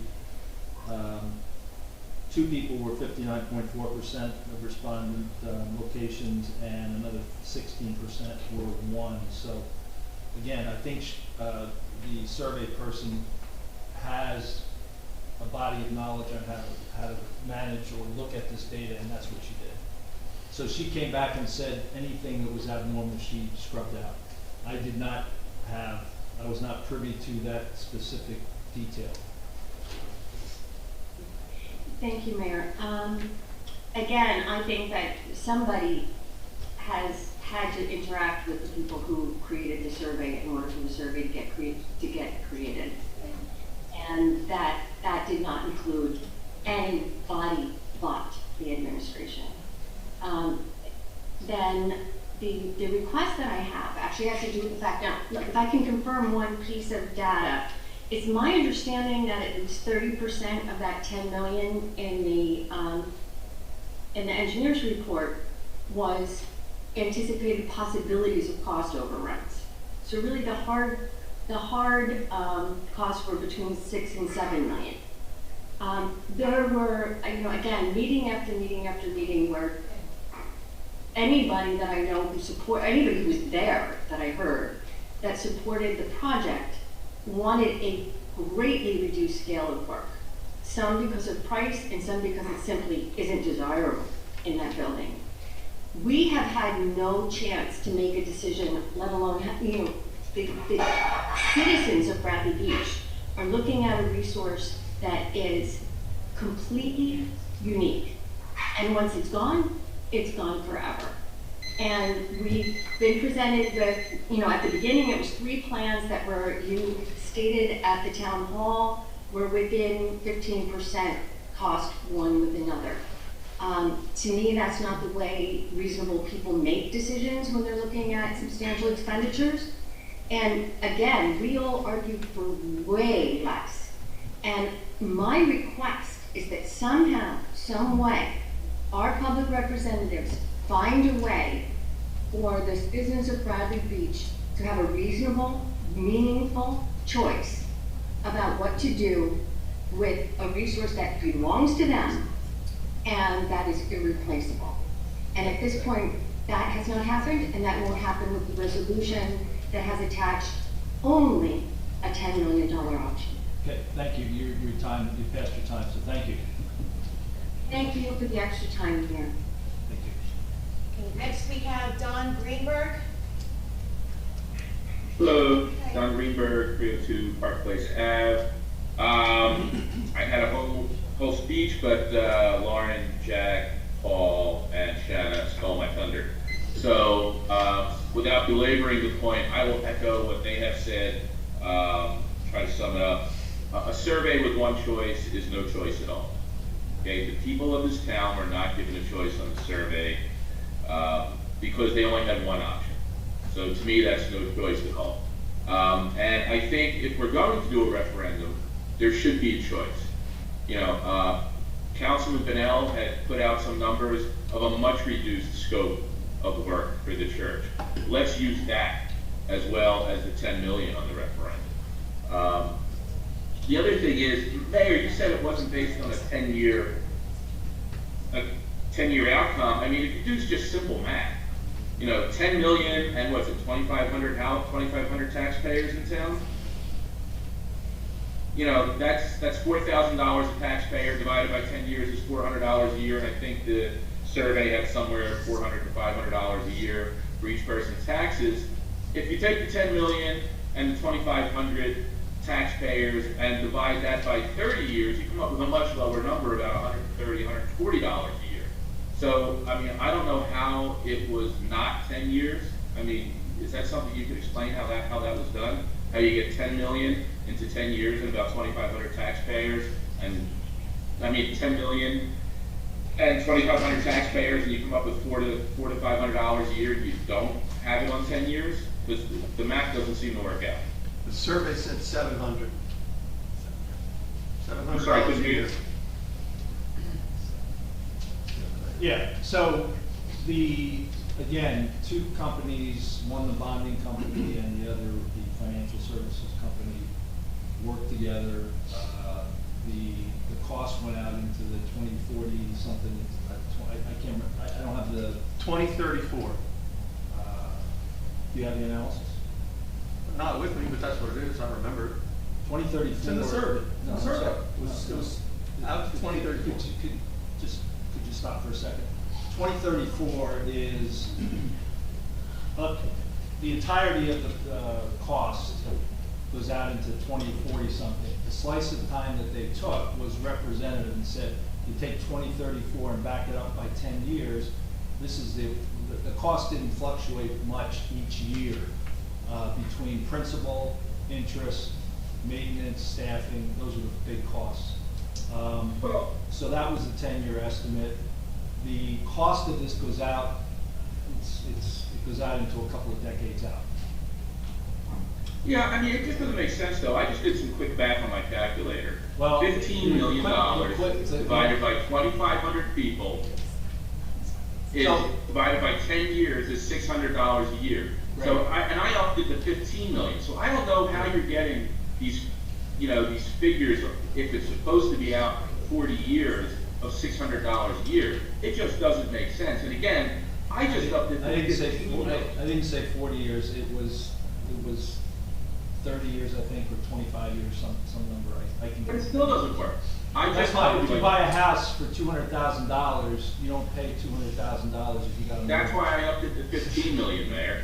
15 million divided by 2,500 residents, tax-paying residents, divided by 10 years is $600 a year. So I'm not sure how it wasn't 10 years. Anyway, we'll disagree on this, I'm sure. And the other thing is, regarding Paul's Oprah request, I mean, I find it almost criminal that it takes over 30 days for Paul to get the answers that he asked for, which are required in 7, and then he doesn't get everything that he's supposed to get. I mean, one of the things he didn't get was the contract to buy the church. I mean, if you ask for an Oprah request on any and all documents related to 319 Lorraine Avenue, you would think that would be one of the big ones. So I'm curious if either yourself or Greg can comment on why Mr. Nishanka didn't get all that he was due under the legal Oprah request. I'd have to look at that. I wasn't aware that he didn't get everything he asked for. The volume of Oprah in this town, Mr. Greenberg, has risen to the point where we have a separate Oprah attorney. So I'm not really familiar with the matter at this point either, to be honest with you. I'd have to check with him. Thanks, Greg. I assume the Oprah attorney is not in session tonight? No, Here? no. No, you can only pay so many lawyers to be here. All right, that's pretty much all. Oh, and two last things. I don't know how much time I have, but I think the Stormwater Utility is a great idea. I think that, as long as it's not going to cost us any money, worst case scenario, we get an overwhelming depth of knowledge from this. Did you say my time's up? Yes. Oh, okay. That's my last comment. I think it's a great idea to do the Stormwater Utility study. Thank you. Okay, next we have Bob Sorrentino. Hi, good evening. Bob Sorrentino, 401 Ocean Park Avenue.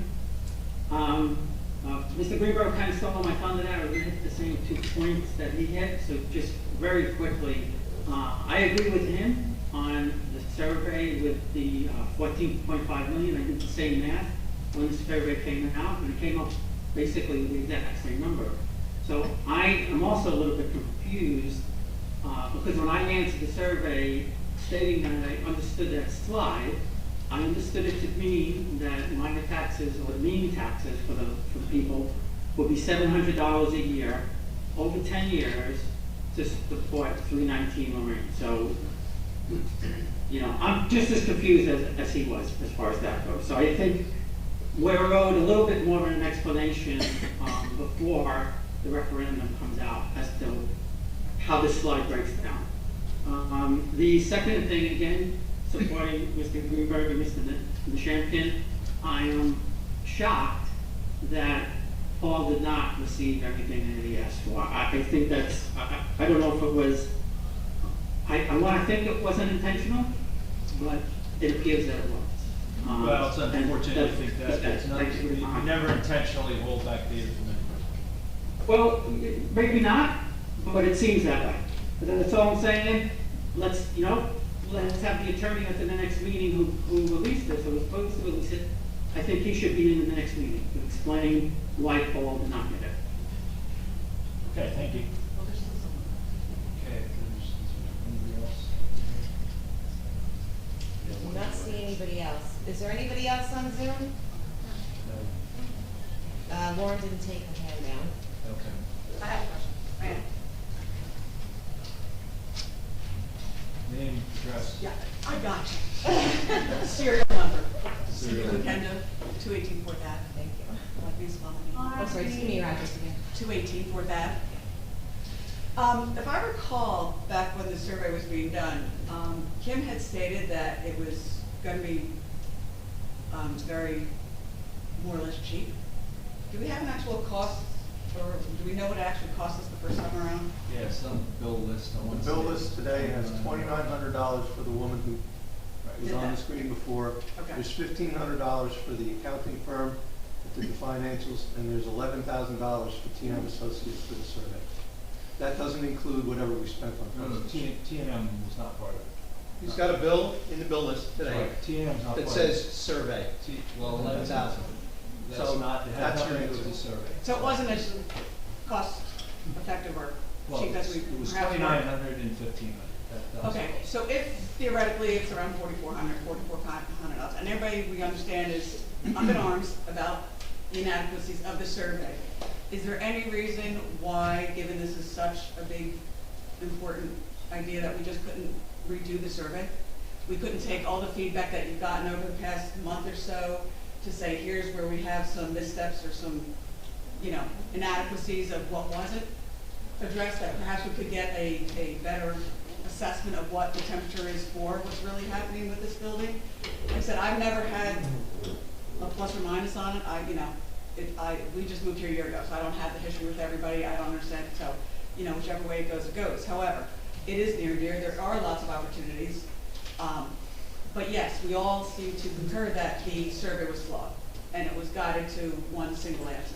So if we're all up in arms about that, is there anything we lose other than maybe another $5,000, which we're all probably willing to pay our share, $2 a household, to do it again with a more cohesive or comprehensive set of questions that could truly give the real temperature?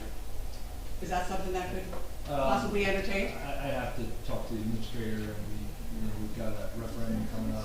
Well, exactly. I mean, there's a lot at stake, and like I said, I'm neither here nor there about, Yep. but I would think to truly, assuage any fears, stop everybody being upset about you're pointing it to this direction, that direction, or you're listening, you're not listening. What is the harm of taking back all the feedback and perhaps doing just a little more comprehensive on it, and then we can put it to bed and say, this is what everybody thinks, this is what not, we're going clear cut into a referendum with all the information we need.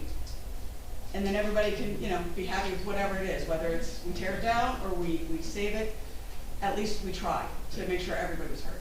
Thank you. Okay. Okay, no other questions, we'll move to ordinances.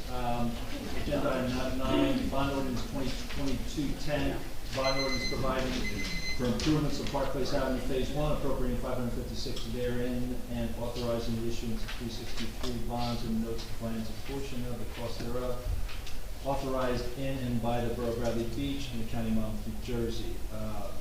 In the introduction, open with any council comments? Okay, then I'll make a motion to introduce 2022-08. I'm sorry, 2022-10. Sorry. Mr. Bennell? Yes. Mr. Gubatesi? Yes. Mr. Sexsmith? Yes. Mr. Weber absent, Mayor Fox? Yes. Bond ordinance 2022-11, bond ordinance providing for stormwater outfall improvements, appropriating $33.5 million thereof, and authorizing the issuance of $3 million bonds and notes to finance a portion of the cost thereof, authorized in and by the Borough of Bradley Beach and County of Monmouth, New Jersey. Opening with any council comments? My only comment before we vote is I was really surprised by the number. The earlier discussion we had helped me understand that this is or I'll call it almost a placeholder number. It's been described that we'll be looking at something at half this amount. So I want that on record when I cast my vote, that I would not have been voting for 3.5 million. Okay, we'll then close, make a motion to pass 2022-11. Sorry. Mr. Bennett? Yes. Mr. Gubatose? Yes. Mr. Sextro? Yes. Mr. Weber absent, Mayor Fox? Yes. We'll move now to adoption. We have an ordinance 2022-8. It's an ordinance amending Article 2 Fletcher Lake Commission and Chapter 24 Commissions and Committees. Proposed revised general ordinances to approve the Fletcher Lake Commission's revised charter. Start with council comments.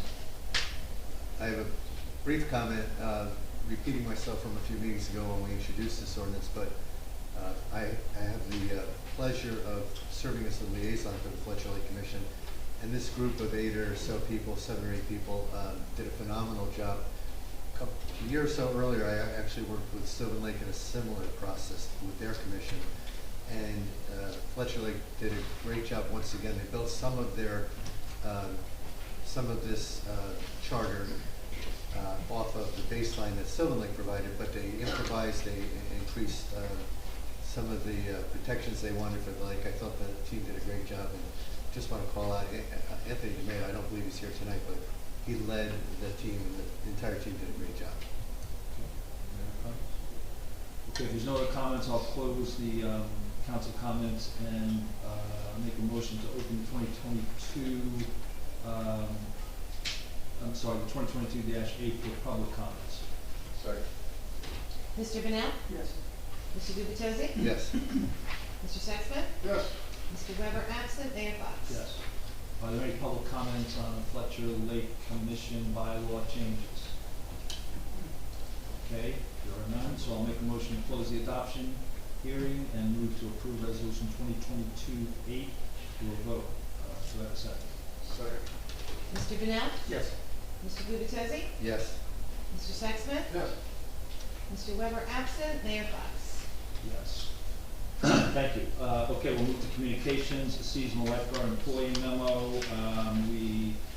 It's a promotion to lifeguard captain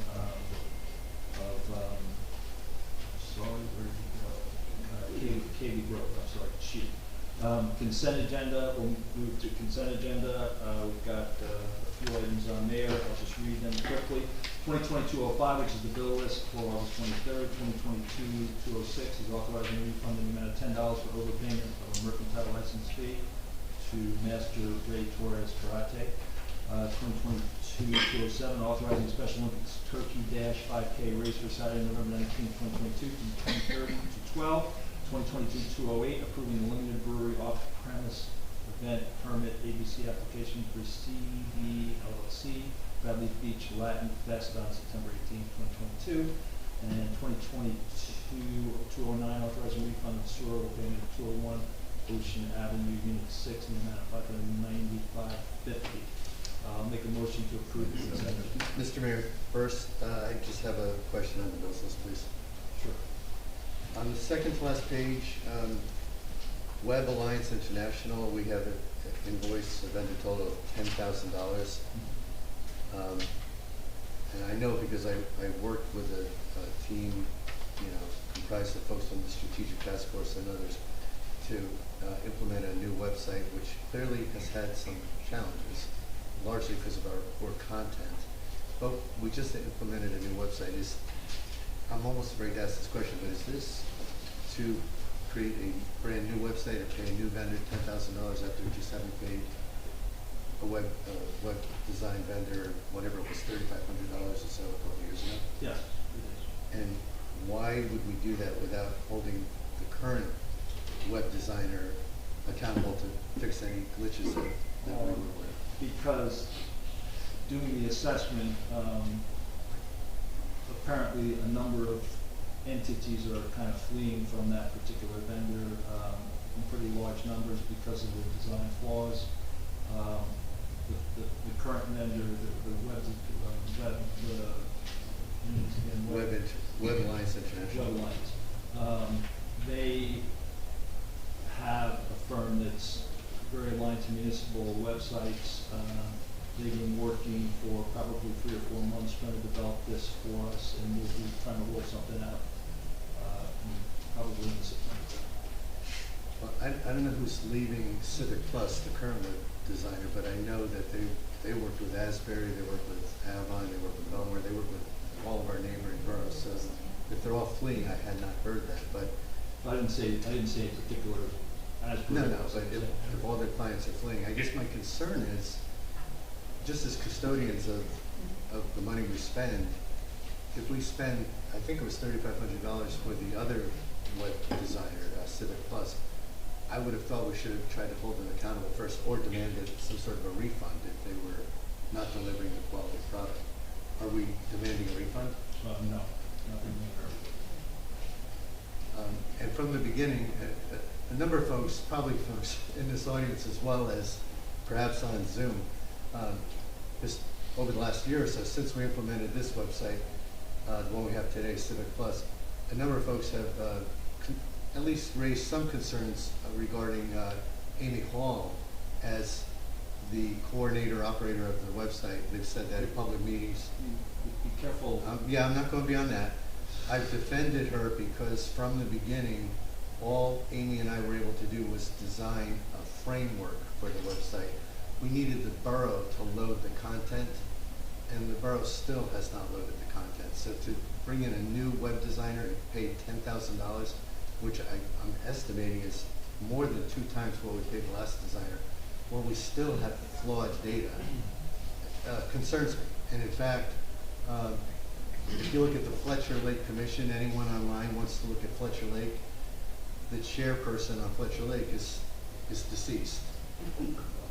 But we have still not updated our website. I know members of this audience, I'm looking right at one person who's regularly criticized the content. And it just concerns me that we're spending $10,000 when we, the borough, still have not updated the content. Okay, thank you. I have a question. Yep. There's an item on the bill list for Centimbrino Architects for $5,600 for community center roof repair. So we've started spending the $209,000 already? No, this is the roof repair. Yes. What else? Oh, okay, so it's just his name. It says community center.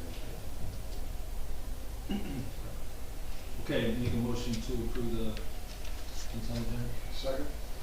Mr. Bennett? Yes. Mr. Gubatese?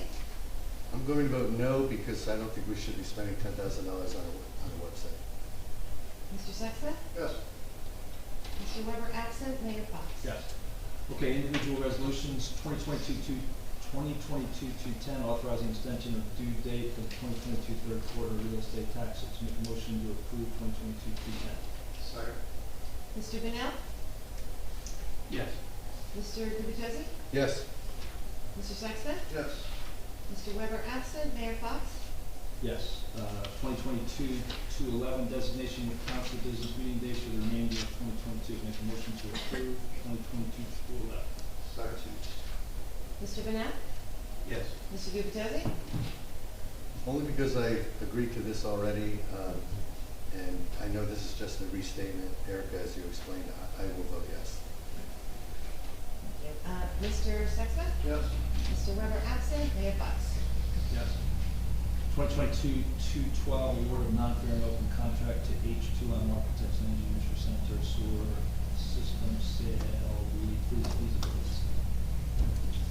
Make a motion to approve 2022-212.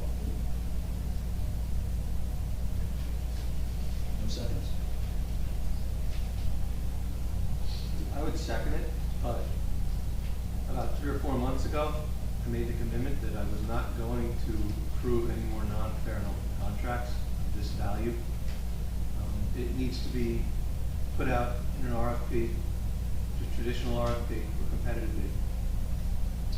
Okay, we don't have a second, so we'll move to 2022-213, a resolution providing authorization to apply for and obtain a grant for the American Rescue Plan Firefighter Program. Do I have a second for 2022-213? Second? Mr. Bennett? Yes. Mr. Gubatese? Yes. Mr. Sexton? Yes. Mr. Weber absent, Mayor Fox? Yes. 2022-214, authorizing the award of an emergency procurement for Ocean Park Avenue Stormwater Outfall. Do I have a second for 2022-214? I'm sorry. Sorry. Mr. Bennell? Yes. Mr. Gubatose? Yes. Mr. Sexsmith? Yes. Mr. Weber? Absent. Mayor Fox, sorry. Still absent. Yes. 2022-215, authorizing Remington and Vernick engineers to file a grant application on behalf of the Borough of New Jersey DEP Stormwater Competitive Grant Program. Make a motion to approve 2022-215. Sorry. Mr. Bennell?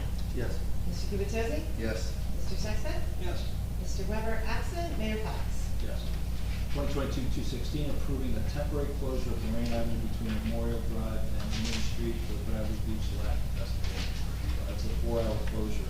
2022-216, make a motion to approve. Do I have a second? Second. Mr. Bennell? Yes. Mr. Gubatose? Yes. Mr. Sexsmith? Yes. Mr. Weber, absent. Mayor Fox. Yes. Okay, there are no announcements. Do we have to table, do we have to make a motion to table 212, Greg? No, No, okay. second. Okay, sorry, just wanted to make sure. Okay, Mayor and Council reports. We'll start with Councilman Morale. I don't have a fire and first aid report tonight because Chief Beck has been on vacation since I believe the 8th. And I will get together with him for the first meeting in September and provide an entire county for the month of August. I hear that the 5K was a big success over the weekend. Unfortunately, I can't run it anymore. Maybe next year, because I gave myself a nice birthday present this year. I'm going to get a new knee. So, hopefully next year. That's my report. Thank you, Councilman. Councilman Gubatose. I'll just echo what Councilman Bonnell said. 5K was a great success. I'm not the liaison, but I was there, and it was phenomenal. They had almost 800 entrants. I'm sure the mayor will have more to add, but it was just a great day. Perfect weather for the run. And for those who can't run, there were some walkers as well. I can barely walk. Al, I can barely walk. Otherwise, I have no other comments. Okay, thank you. Council President Sexton. We'll start with a police report. Since the last council meeting, the K-9 unit assisted a neighboring agency with a search which resulted in the arrest and seizure of contraband. Police arrested and charged the subject with harassment stemming from a road rage incident. Police arrested and charged the subject with obstructing the administration of law. They took a report of a bicycle theft. They also took a report for 2 motor vehicle burglaries. Police also took a report for the theft of a catalytic converter from a motor vehicle. Moving on to the Board of Education. The Board of Education has appointed Michael Heidelberg as the new school superintendent. Mr. Heidelberg has a BA in English from Rutgers University and a Master's in Education Leadership from St. Peter's University, and is currently the principal of the Samuel E. Scholl Middle School in Perth Amboy.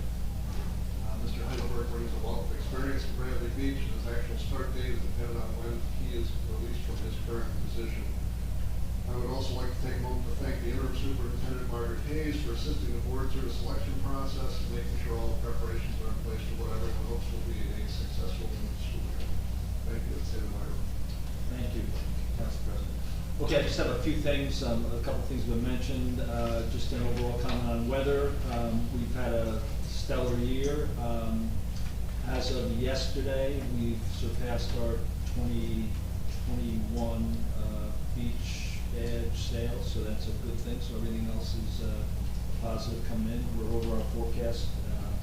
And we should hit that pretty well.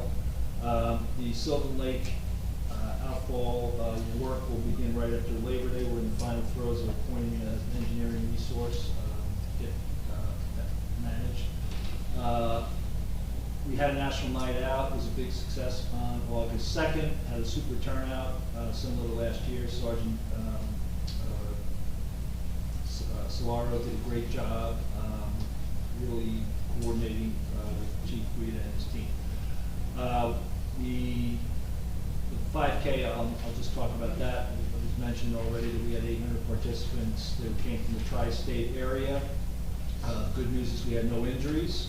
according to EMS, and Todd Migden, who is really the point person, did a spectacular job coordinating between Public Works, Police, Fire, EMS. It was a big success. It's actually become one of the big races in the area for the summertime, so that's great for our community. Sunday night, we held the Mayor's Wellness Walk on the promenade. We did have solid participation. I was walking a little slower because I ran in the 5K and my bones don't work that well anymore to do 5Ks. Moving to the library, the 4th Avenue entrance is closed because of some construction we're doing. August 29th at 3:30, there's a Bermuda Triangle Clue Room. They're going to do a kind of a clue-based mystery. August 31st, VR Dives. It's a virtual reality ocean dive at 3 o'clock at the library. Teens can get up close to shipwrecks, coral reefs, and marine life. And then on September 8th at 2 o'clock, there's the 10 warning signs of Alzheimer's. This program via Zoom will help you recognize common signs of the disease in yourself and others, help you take next steps, including how to talk to your doctor. Council President Sexsmith mentioned thanking Margaret Hayes, the interim superintendent, and welcoming Michael Heidelberg, transferring from Perth Amboy. I think that the selection committee did a great job. Margaret Hayes has done a great job, and I think good things are in store for us. I've got a meeting set up with Michael, but he's very community orientated, likes to partner, so we're really looking forward to strong partnerships going forward. And that is the end of my report. We now move to the next agenda item, which I believe is public comments. Any public comments? Yes.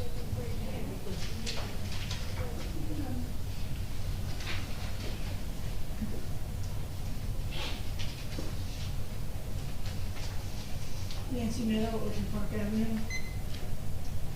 I realize that the interactive Zoom is new and we're still transitioning and tweaking. However, when we had the only Zoom meetings, I used to have to say, who else is in the room with the mayor? Because we'd like to know who the representatives are who might still be in the room. So these people here who care enough to be spending their evening on Zoom only see the council and her. And I do believe that we have representatives that are usually at the table. We have one this evening. We have borough employees. And I think that at the beginning of the meeting, it should all be made public to the Zoom people. Regarding ending the term in loose ends, Mr. President Sexsmith, you once mentioned, or maybe twice, that there are other forms of government to consider. I'd really like to know more about that. I hope you can share that with us prior to the end of the term. Sure. We are currently paying now a communications consultant. It took 4 days for anything to go on the website regarding the upsets at, well, some people are calling it the McKay Beach, other people are calling it the Ocean Park Beach. We who live there call it the fishing beach. I cannot believe we were consulted for communicating. It took 4 days. And it's the third thing listed on that day's things of announcements. For those of us that thought the beach was the jewel, apparently the communications consultant does not share that opinion. Most importantly, I hope by the end of the term, something is passed regarding zoning, motels and hotels, especially on Main Street. There are a lot of properties. There is room to build. It needs to be prohibited. And perhaps if you lived at that end of town, you might think that way. It's another loose end that I keep bringing it up, and I'm ignored, but we all know even if it takes me 10 years, like a ramp, I get what I want. I'd like to know still why the police department got a $38,000 construction truck. No answers on that. It's disturbing to me. I've been to a few of the evening events in town when I first moved here, and we had volunteers running tourism. There would be hundreds of people in attendance. I've not counted more than 50. So something is wrong, and we're paying someone again. I hate wasting money. I like to feel like I'm getting a good bang for my buck. Just all in all, so much to do. You can write a new resolution to change the meeting dates. It's a possibility. And I just, again, encourage everyone to do what's right for the people. Stop ignoring us.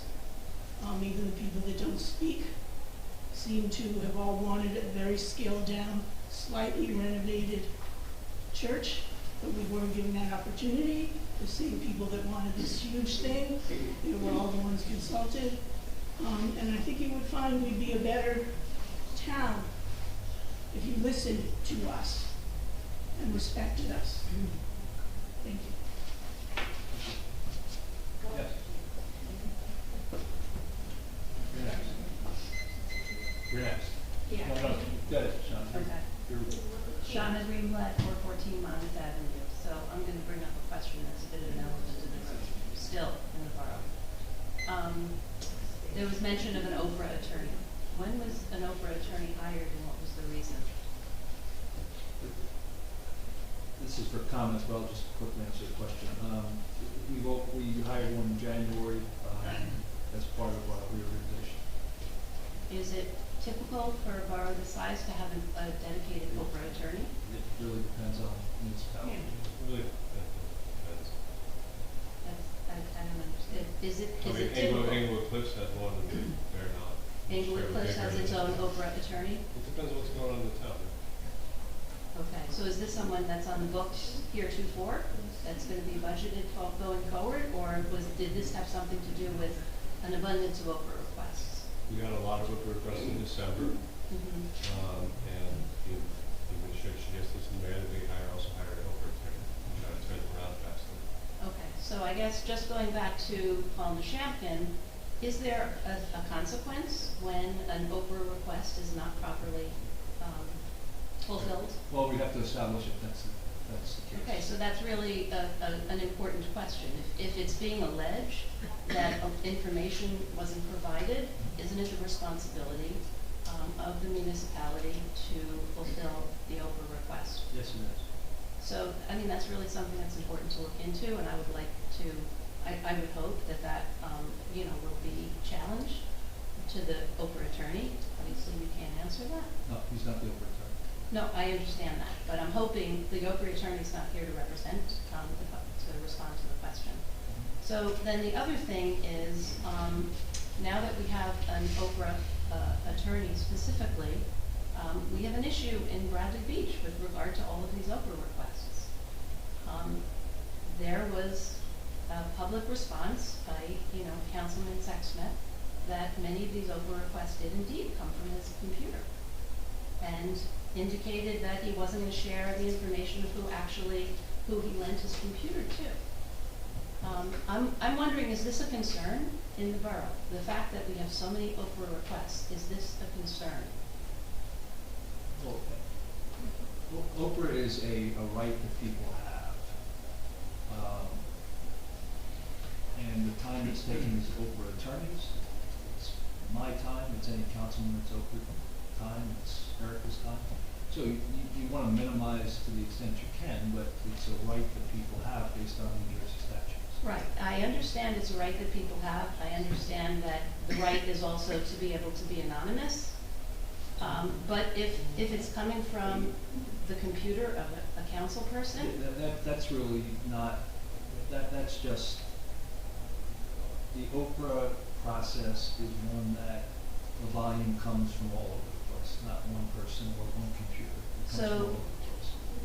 well, I mean, how many Oprah requests came from the computer that seems to I be can't an answer issue? that question.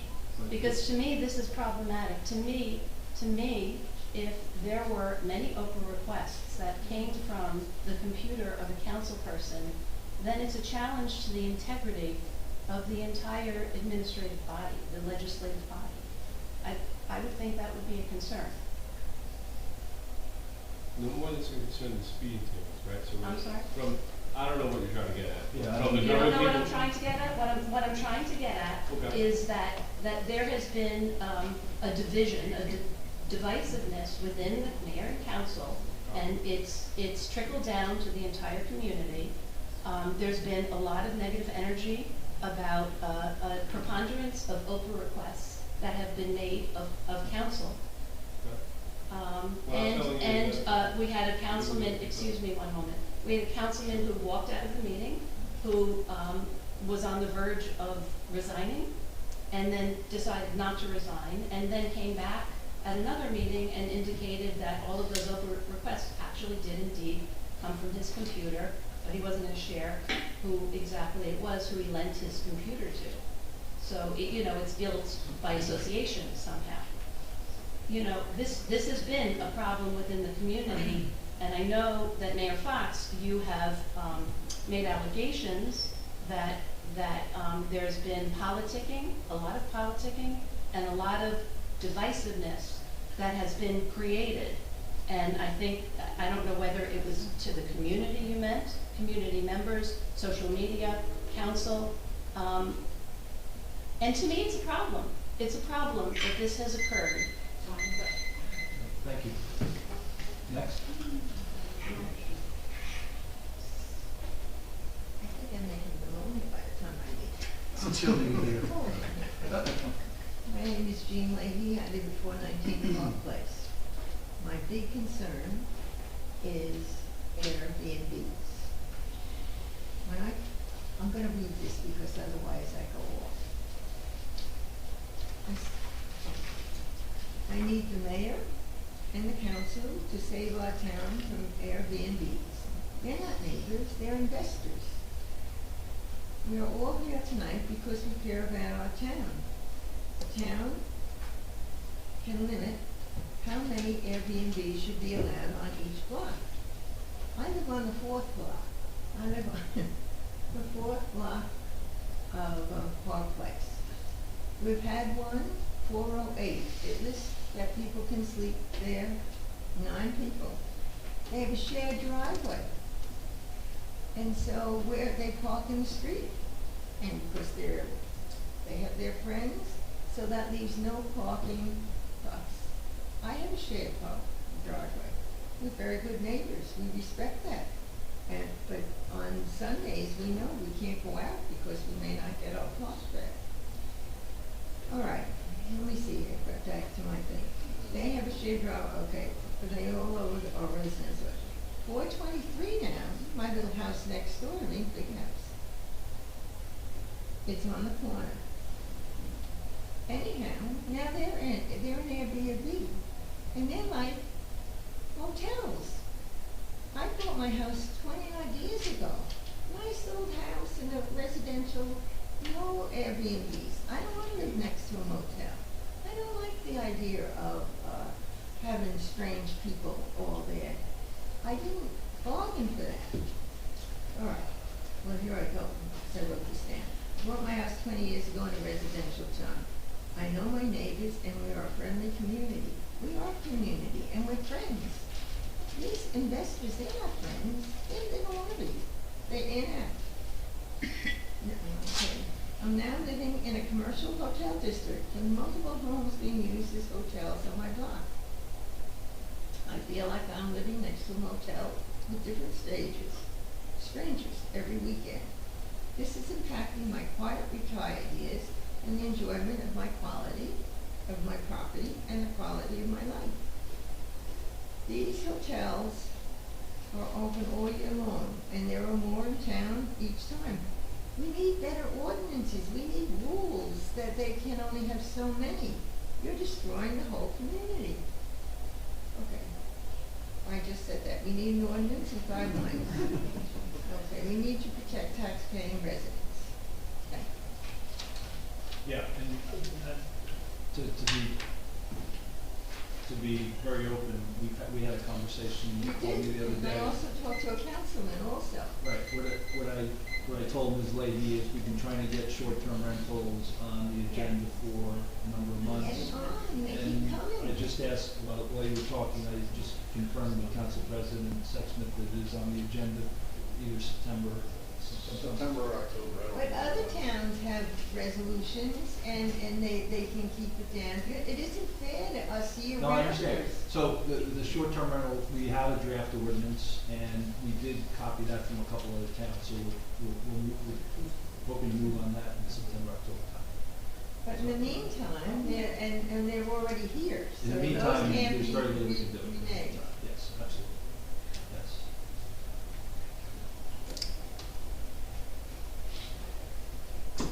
I live on Park Place Avenue, You 415, you need to give your name, please. Rosemary Purcell. I own the home there. When I bought that home, there was an ordinance that said there were no group rentals beyond the 300 mark. Now, we have 2 Airbnbs, and believe me, they're group rentals. There's family, there's older people, middle-aged people, young people with children, all renting at the same time. That's a group rental, in my opinion. We had an ordinance. Where did that ordinance go? And who changed it without taking it up with the people that pay real estate taxes? Why aren't we asked when an ordinance is taken off the books? We were never asked. All of a sudden, the people bought the house across the street. I asked them what they were going to do. They said they're going to use it themselves. A month later, it's an Airbnb. The guy next to Gene bought his house. Oh, I have my children. I want a nice place for them. It's an Airbnb. And there again, there are groups renting. It's older people, young people, people with children. So there are group rentals. And has the ordinance been taken off the books, or is it still on the books? And if it's still on the books, then we need to put a stop to it, the Airbnbs. Okay? Appreciate it. Thank you. Thank you for your input. Yes.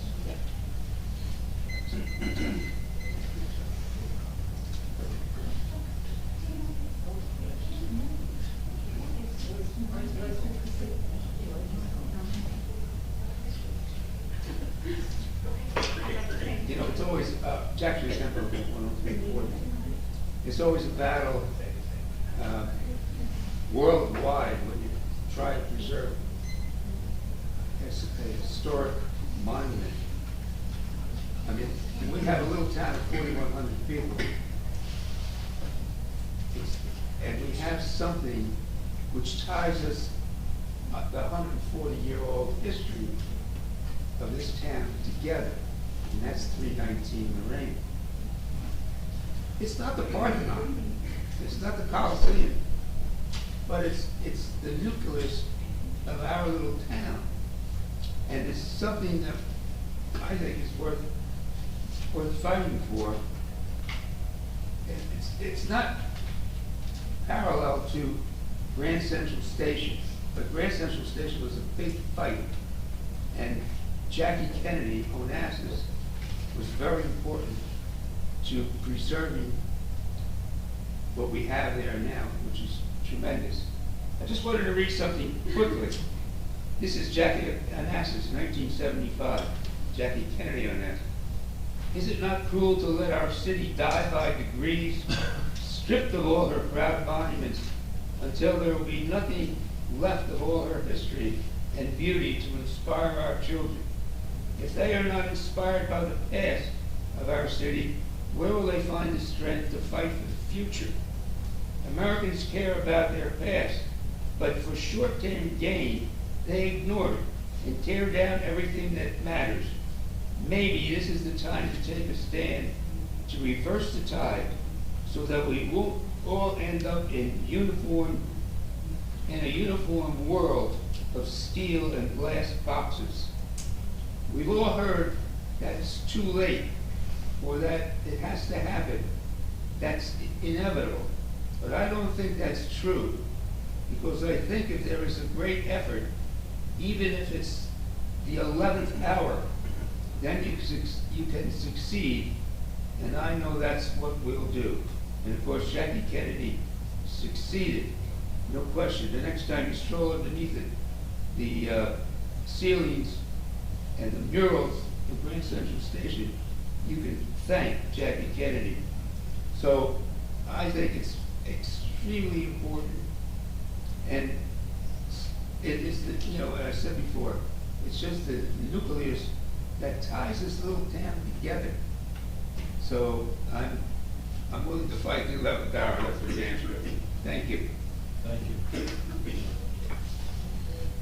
Anyone else? Oh, I'm sorry. I'll get you, sorry. Didn't see it. Hi, George Proto, 409 Park Place Avenue. I want to comment about the Airbnb. They're absolutely right. There's people constantly coming and going all summer, you know, who monitors this? The parking situation is true. They take up all the parking in the immediate area, and, you know, the neighbors who don't have driveways have nowhere to park. And I'm here over 50 years. Shouldn't people who paid all this money in taxes have a say whether this should be there or not? I mean, when people do construction, sometimes we have a say. Shouldn't this have been, you know, these people were very slick about it. They never mentioned what they were going to do. I asked them, and they said, well, we don't know yet, but they knew exactly what they were going to do. You know, I just feel that I'm there a long time. We should have some kind of say. You know, I don't think it's right that it is. Okay. No, I appreciate it. Thank you.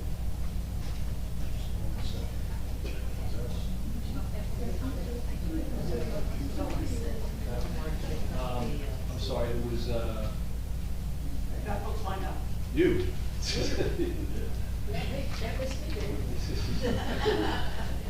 We're waiting. Mr. Mayor, Councilman, Officer, Mr. Cannon, young lady. My name is Evelyn Lopez. I live at 417 Park Place Avenue. I've lived there for 53 years. I love my town. I love my street. I love my neighbors. But I'm a little ticked off with this Airbnb stuff going on. First of all, as my friends ahead of me have said, we have all these rentals. I know it's been discussed before. What I would like to know is there seems to be, it was my understanding, when one group left, it was supposed to go in and be inspected before they got another CO. That's what I was told. If that's true or not, I don't know. When we see these big groups of people, some are families, some you just see like 10 of them walking down the street, all ages. You know, we welcome everybody, but how do we know who these people are? I'm sure whoever rented is probably investigated or background checked, but how do we know who all these other people are that come and go? You know, that's kind of like a safety issue to the neighborhood. I've been here all these years. I've seen the good, the bad, and the ugly, to be perfectly honest. And like I say, it's a wonderful little town, but the whole ambiance of our block, I mean, we're a Park Place Avenue, 400 block, and of course I favor my own little block. We all look out for each other. And I don't like it. I'm telling you, council members and Mr. Mayor, we don't like it at all. Yep. That's all I'd like to say, and we hope something can be done. No, I appreciate it, and we. Two of them on our block, now two of them, with this, you know, such a small area, it's So not right.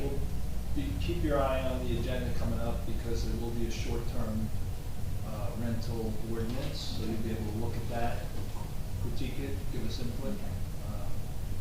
Yeah, it kind of seems like, I mean, I'm one of these, I'm the older generation. I'm not embarrassed to say, I don't even know how to turn a computer on, so I can't do, I'm glad I can come here today and talk.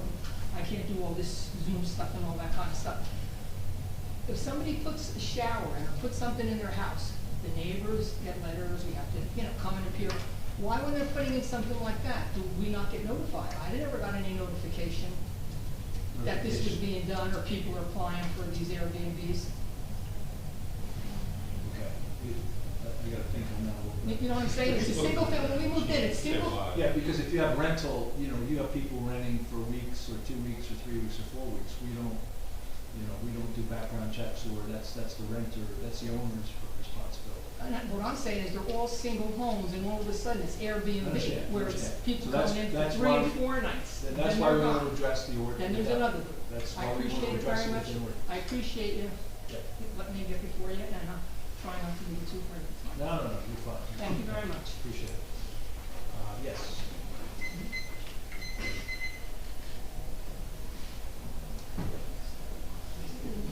Yes, Park Place. Good evening, yes, yes. My name is Louise Millman, I'm a homeowner at 502 Park Place Avenue. 502 Park Place, okay. My husband and I live one door away from an Airbnb. It's at 506 Park Place Avenue, and I've had some issue in the past with garbage, etc. I want to show you the ad that they have on VRBO, Vacation by Owner. This gentleman who owns this house makes approximately $7,300 a month. The other Airbnb on the 400 block makes approximately $18,000 a month with their daily rental of over $600 a night. I want to know, what is the town doing to collect fees? I know my taxes went sky high all of a sudden this year. Sky high. I just paid them. And I have neighbors who are homeowners next to me making thousands and thousands of dollars a month. I want to know, where is the town being compensated for the businesses that are being run on Park Place Avenue? I used to live across the street from the halfway house on the corner of Fletcher Lake. That was also a for-profit business, you see. So, and as I sit on my porch, every few days, there's a brand new family that comes in. The cleaning people come in. There's a lot of systems in place. People are really, really, really making a lot of money at Airbnbs. I understand that. But I want to know what the town is doing to supervise. When I asked this question a year ago, I was told, well, there's really very little we can do. How did you find that out? How did you, you just look online and it's there. Yeah. It's right in front of you. And the calendars are full. And they're full for next year as well. They're already blocked out for next year. So it's really imperative that if they're going to function as these for-profit businesses, and they are, and that's baloney when I read that the owner is actually residing at the house, because they're not. I live right next door, I see it. They come in periodically just to show their face. And I think that that's really wrong. I moved out of New York City for a good reason. I was really tired of the idea of rentals. And I live in between rentals. Some are great, some are not great. And we have systems in place to help us out as homeowners and people who need peace of mind. But the parking and the partying that's going on at the Airbnbs are really ridiculous. In fact, this guy is advertising that the local brewery is in walking distance, so you don't even have to have your car. And this tiny house is housing 6 to 8 people. Come on, there's a bunk bed and there's a queen size bed. What are they doing? You know what I'm saying? So I really need my town, my council, the resources that the town has that I pay taxes for, to start collecting from these businesses. In fact, better yet, not allowing these short-term rentals to come and go and come and go. It's really very problematic. Thank you very much. Thank you. For your time. Thank you for your, yes.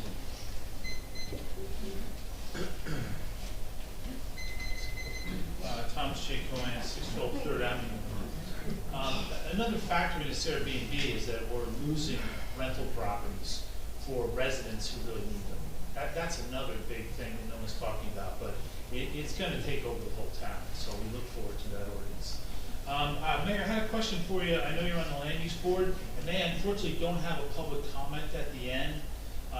So I want to ask, how come this OWL product is not being used at the land use board? It'd be nice for these 24 participants we had tonight to be on the land use board meetings. I'm not the chair of the land use board, I can pass that along to them. I'm the member. This is why we have the product here to share with the public. Yep. Okay. No, excuse me. No, not you. Oh, okay. Mr. Cannon, we completed our affordable housing registration with the court, so that we are now going to get affordable housing when the next projects are ever done on Main Street, or are we just going to wait? Well, it's pending, it's progressing through the court, through the special master at this moment. But it's certainly filed. Could you keep us apprised of that going forward? Because, I mean, it would be nice of us to know that next time we won't not get the 7 units that we really should have had in the first 2 projects. So if you could give us an update now, that would be great. Appreciate it. And then, Mayor, in terms of the bonding I talked about before, if you actually read the 2 bonding resolutions from tonight, 2022-10 and 2022-11, they have a 20 and a 25-year useful life built into it. You set your bonding for the useful life of the improvement, and that was the flaw in the survey. It should have been a 40-year useful life. You know, clearly, different financial people present things differently, and you have a lot of them on your payroll. You must have just picked the wrong one on that one. Thank you very much. Thank you. Anyone else? Yes. Oh, wait. No, she was standing, so. Go first. Oh, go ahead. Oh, sure. I'll take my medicine earlier. 419 Park Place, Victoria Lane. I'm as well annoyed about the Airbnbs. I'm just going to say this. I'm very concerned about the growing trend in town. It's overdeveloped. The focus seems to be on tourism and not the people who truly live here. As a full-time year-round resident, it appears that you have lost focus and it goes to commercializing and selling out Bradley Beach in general. If you make the effort that you put this disclaimer on the website that there'll be a fine and they're going to do something, then do something about it. Enforce the code. If they're supposed to be inspected every time that there's a rotation, then go and enforce it. Make them pay for the CO. Or how about this? How about there's a tourism tax or a hotel tax? Because that's what we're living next to, the revolving door. That being said, there was a question that Mr. Bennell posed on Facebook about a destination transit village. That's disturbing. That's already what we're becoming. That's what we're trending to be. Poor planning will affect us and ruin Bradley Beach. It's no longer going to lose its charming little town atmosphere if this continues. So yes, please put a stop to the whole Airbnb nonsense. Protect, please, the north end of Bradley Beach for a change, so you don't allow a bigger hotel that's going to take over on the north end of town, because that's who you're infringing and affecting on. That's where there's space, and that's where it's ruined, and that's where it's going to end up, because it would never end up on the south side.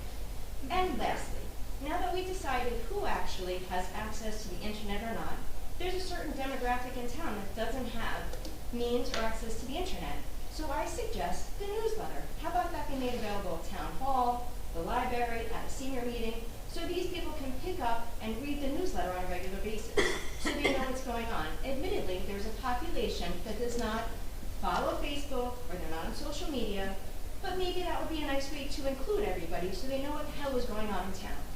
And my last point, the setup in this room. If we're going to have this setup, and if we're going to have a presentation, how about we tilt the chairs so we all can see the screen, just like you can see the screen. So maybe we can change our things up a little and just flip the room setup. Just a thought. Thank you. Okay. Mr. Gadd.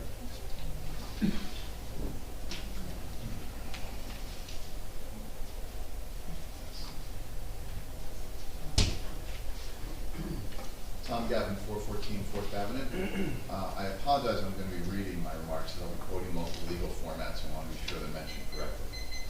First, I want to truly thank the Bradley Beach Police, Fire, OEM, First Aid, especially DPW for their support last Saturday at the Bradley Beach Run. I had multiple friends running. Sorry, Greg, I missed you. I didn't see you running.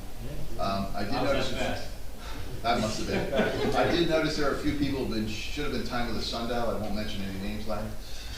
And they all said what a great event it was and how much fun they had at lunch at Main Street. All my friends went out for lunch. It was great. They really had a good time. The other reason I need to speak is that I have become aware that my property at 414 4th Avenue has, for a second time, become the target of an Oprah request. I learned this when I actually Oprah'd the Oprah Law of the borough while researching a different issue. In reviewing the purpose of the New Jersey Open Public Records Act, I found the Citizen's Guide to the Open Public Records Act, 2nd edition, July 2011.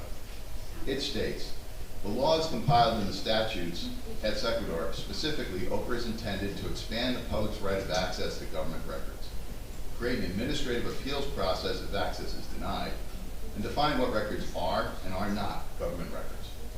And further, research the State of New Jersey Department of Community Affairs Division of Codes and Standards published a directive originally in July of 2003 and revised in 2013. The Open Public Records Act building plans. Because this statutory reference is broad, the department sought to provide clarity for Oprah. Adopted on October 17, 2011, the department's rule provides that building plans submitted in conjunction with permit applications are exempt from disclosure. The reason for the exemption is simple. Oprah requires government records to be provided to a citizen without requiring an explanation why the records are wanted. That standard operates well for most records, but building plans are an exception to the general rule. They contain details about building construction, security, safety that should not be available to just anyone upon request. This does not mean that no one should ever be able to view or obtain. It means that no one should be able to view or obtain copies of building plans without a valid reason for doing so. According to attorneys, this proviso was sent to prevent miscreants, social deviants, gadflies, sexual predators, potential thieves, those who may wish ill on the occupants of these buildings, among others, from obtaining the details of a building's plans, access points, and security. The key phrase is valid reason for doing so. As my home has been fully vetted by all construction officials in Bradley Beach, Code and Construction Office, and my file has been closed, as satisfying all necessary procedures, I ask for a valid reason for my plans to be released. Continuing on in the directive quoted above, site plans and architectural renderings, the department's rule specifies, are different from building plans. They are public records that are subject to disclosure under OPRA. Members of the public should be given access to general information, site layout, architectural renderings. This actually request to view the site plans is usually for a specific project. The person asking, for example, could be a neighbor who has a concern that the project undertaken on an adjacent property might have impact on their property. Where the request to see plans is really a site concern, access to the site plan can be offered under OPRA and is likely to satisfy the requester. The person requesting this OPRA on our home at 414 4th Avenue is neither a neighbor nor someone who has any valid reason to be following up on the Bradley Beach Code and Construction Office. No variances were requested, nothing was accomplished that was not approved by the Bradley Beach Code and Construction Office. I cannot say what is prompting the OPRA request. However, I do now understand the concerning personal nature that such a request may bring on any resident of Bradley Beach or any other town where such random requests are made. On advice of counsel, I would ask the Borough of Bradley Beach to not release these plans until such time as the requester can provide a valid reason for the request to the borough. I trust that the person requesting this report, a serial OPRA requester in our borough, has no ill will toward the safety and security of myself, my family, and hopefully does not have a history of causing this type of upheaval to other residents of our borough. I would also like to believe that as someone who lives in the borough, this person places the qualifications of the members of our Code and Construction Office at the level they deserve and are intended to. Would it be possible if this person has a history of instigating this random type of controversy in other municipalities? Should we be concerned that this person is just transferring that psychological need for attention to our borough? This constant solicitation of records should cause the borough to question any further requests submitted by this resident that do not rise to the necessary level of causation. Thank you for your time. Thank you. Looks like there's no other questions, so we're going to move to... Actually, we have somebody on Zoom. Oh, we have somebody to do it, sorry. That's okay. We have Don Greenberg. Don? Yep, Okay. just unmuted. Don Greenberg, 302 Park Place Ave. I was totally unaware of the B&Bs on the 400 and 500, the Airbnbs on the 400 and 500 block.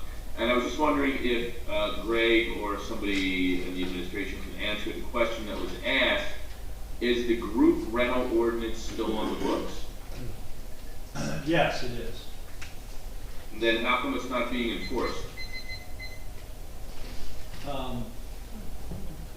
So, I think it was 2000, let's say, 17, group rentals were, the classic group rentals, having a rooming house, basically, was taken off the books. There's a difference between these homes and a rooming house, and people could argue that point. The reason we want to get a short-term rental ordinance is to preclude what's happened, and that is, there's been a kind of, call it a disruptive, I'm going to call it analogous to a disruptive technology. Something's changed. Uber was a disruptive technology. The internet gives you the ability to go through a rental process in a very fleet-footed way. So we're trying to back that up and figure out the best way to manage this in our town. We've got, as I said, a draft ordinance that's been around since the spring that we need to get in front of people and start talking about. So that's our... Yeah, I totally get that, Mr. Mayor, but I think you said there is still a group rental ordinance on the books? Yes. So how come that ordinance is not being enforced? If you have an Airbnb, No, it's not. that can, so let me finish. If you have an Airbnb that, a house that maybe can legitimately sleep 4 people, and you've got 8 in there, wouldn't that fall within the confines of the ordinance as a group rental? The ordinance really tried to deal more with like a rooming house. Does it say rooming houses, or is it just specific on the number of people in a specific house with a certain number of people? It describes it that way, the ordinance. I've reviewed the ordinance. Oh, it describes it as a rooming house?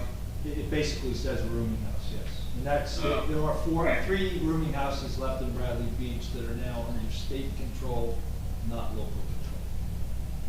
And they are grandfathered. So when they go away, that's the end of that. So this ordinance, so if I understand you right, this ordinance really only addresses those 3 homes? Yes, well, it addresses all, prior to that, group, a lot of these kind of group rentals, and they precluded that. As I said, we're gonna have a short-term rental ordinance. Right. That we've been trying to get out there for a number of months now. No, and that's a great thing, but if there have too many people in the Airbnb, wouldn't that violate occupancy rules? If they're over-occupying the house? Yeah, and if we're aware of somebody that over-occupying, we would get code in to look at that immediately. So theoretically, if one of the neighbors who had previously spoke saw that a large group of people was occupying a house over and above the occupancy rating for that house, they could say something to the zoning officer, and the zoning officer, or the code officer rather, could then go out and cite the offending homeowner, correct? Correct. Yes, no, maybe? Correct. Yes, we said yes. Okay, sorry, I didn't hear you. Okay. Thank you. So have there been any fines issued? Have any citations been issued? I don't know the answer to that. I'm assuming the code officer is not at the meeting tonight, I can't say. No. People get to take the CO2 tickets all the Can time. we get the answer to that? Can we get the answer to that question? Have any citations been issued on any of these Airbnbs for over occupancy? Sure, you can ask the code office that very question. Thank you very much, and if you can get back to me, I'd appreciate it. Any other questions? That's all I got. Thank you, Mr. Mayor, appreciate it. Okay. Just one other. We have Eileen Shishius. Hi, Eileen. Sorry about that, I couldn't see the shading Okay. of your hand. I didn't see you either at first. Can you hear me? Yes. Okay, Eileen Shishias, 112 Fourth Avenue. It would be very helpful to the taxpayers to have a detailed financial report from the activities of the Memorial Day weekend festivities. For example, revenues from that collected from the vendors, the cost of the parade, the police, and public works. What was the net for the borough, and how were the revenues allocated? Having this information can be helpful for financial decisions making for future events. That's my first comment. My second one is, in view of what I just heard about Airbnbs, I'm very concerned about the Airbnb that's being advertised and just being recently renovated across the street from our grammar school. That concerns me. That makes me a little nervous. Secondly, the camera is an issue because during this, I'm watching it on Zoom, and it's very distracting to only have the camera focusing on mainly Councilman Burnell and Councilman Gubitosi. Occasionally you see Mayor Fox, and very rarely are you seeing Councilman Sexsmith. So it's important that this optic is corrected because it's distracting almost. You lose something in the optics. So it's just a suggestion, an observation that I've observed. And there could be some follow-up answers to my questions about Memorial Day. I would appreciate it. Okay, thank you. Okay, if there's no other questions, we will. Excuse me. Excuse me. Yes. can you, if you're saying, can I expect a time as to when we will get a report about the Memorial Day? No. No, it happened Memorial Day and we're until Labor Day. I'm not sure, so if you're, I got your comment, and I need to speak to the people who ran the Memorial Day deal. Okay, so we will have all this information offered to us? It's open information. Okay, well, I appreciate a final report. Thank you very much. We'll close the public meeting and go into executive session to discuss attorney-client privilege pending anticipation of litigation and contract negotiation matters. There's 2 items, disposition of public property and veteran relocation projects. So, make a motion to approve resolution 2022-17. Sir? Mr. Ganell? Yes. Mr. Gubatose? Yes. Mr. Sexsmith? Yes. Mr. Weber absent, Mayor Fox. Okay, thank you all. Have a good evening.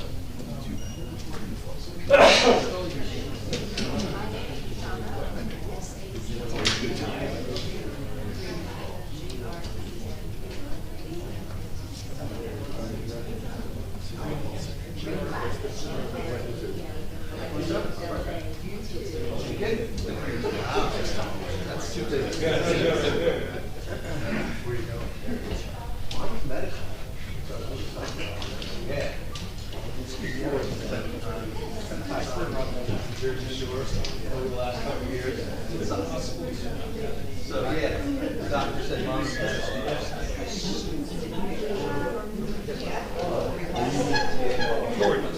Nice to meet you. I think you guys got it.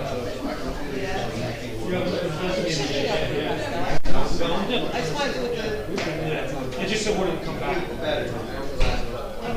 time I was getting it.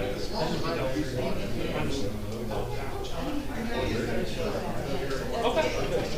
Yeah, no, my deadline is tomorrow at 2, so I would. Oh, all right. But I really appreciate it, and I will take you up. It's nice meeting you. Thank you very much.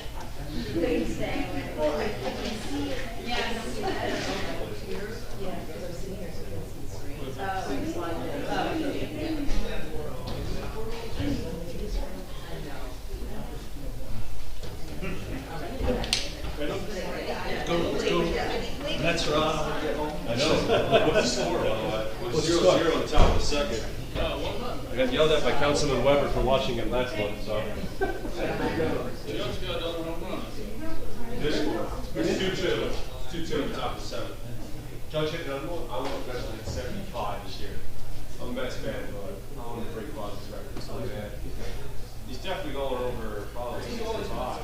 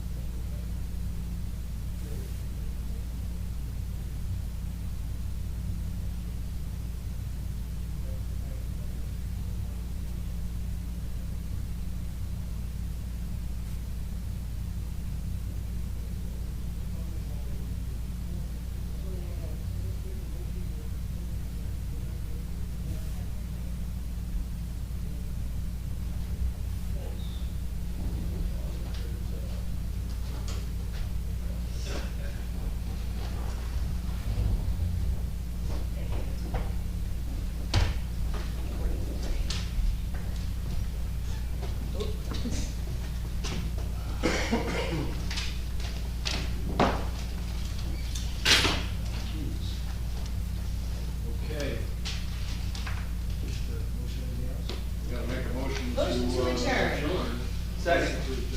All in favor? Aye.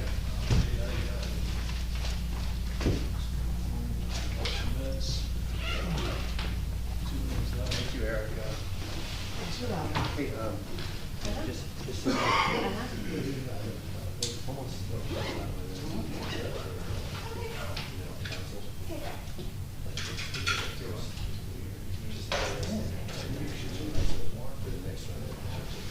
I'm gonna run across the Mets game. I'll see you guys a little bit. They're going too. Good night, guys. And the second page will be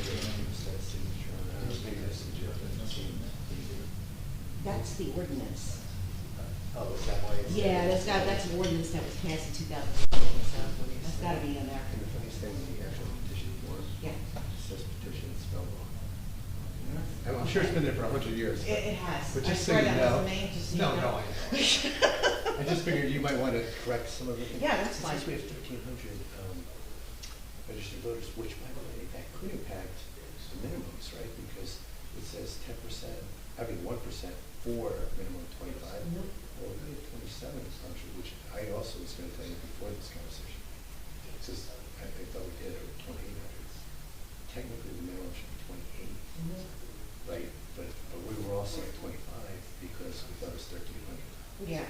So just keep that in mind. Yeah, no, thank you. I appreciate it. Whoever's in Germany, I think he submitted 25, so it's. Okay, yeah, no, that's fine. Okay. Thanks, Al. Take care. Appreciate it.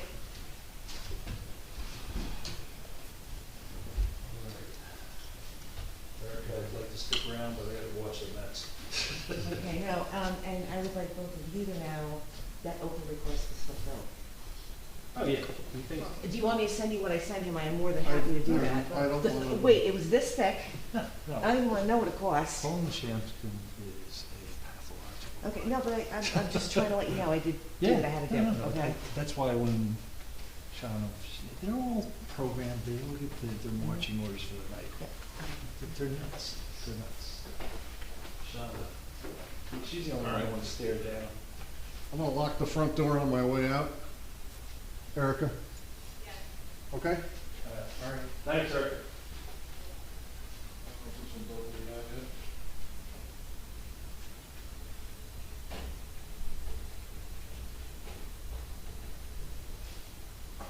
This one's locked too.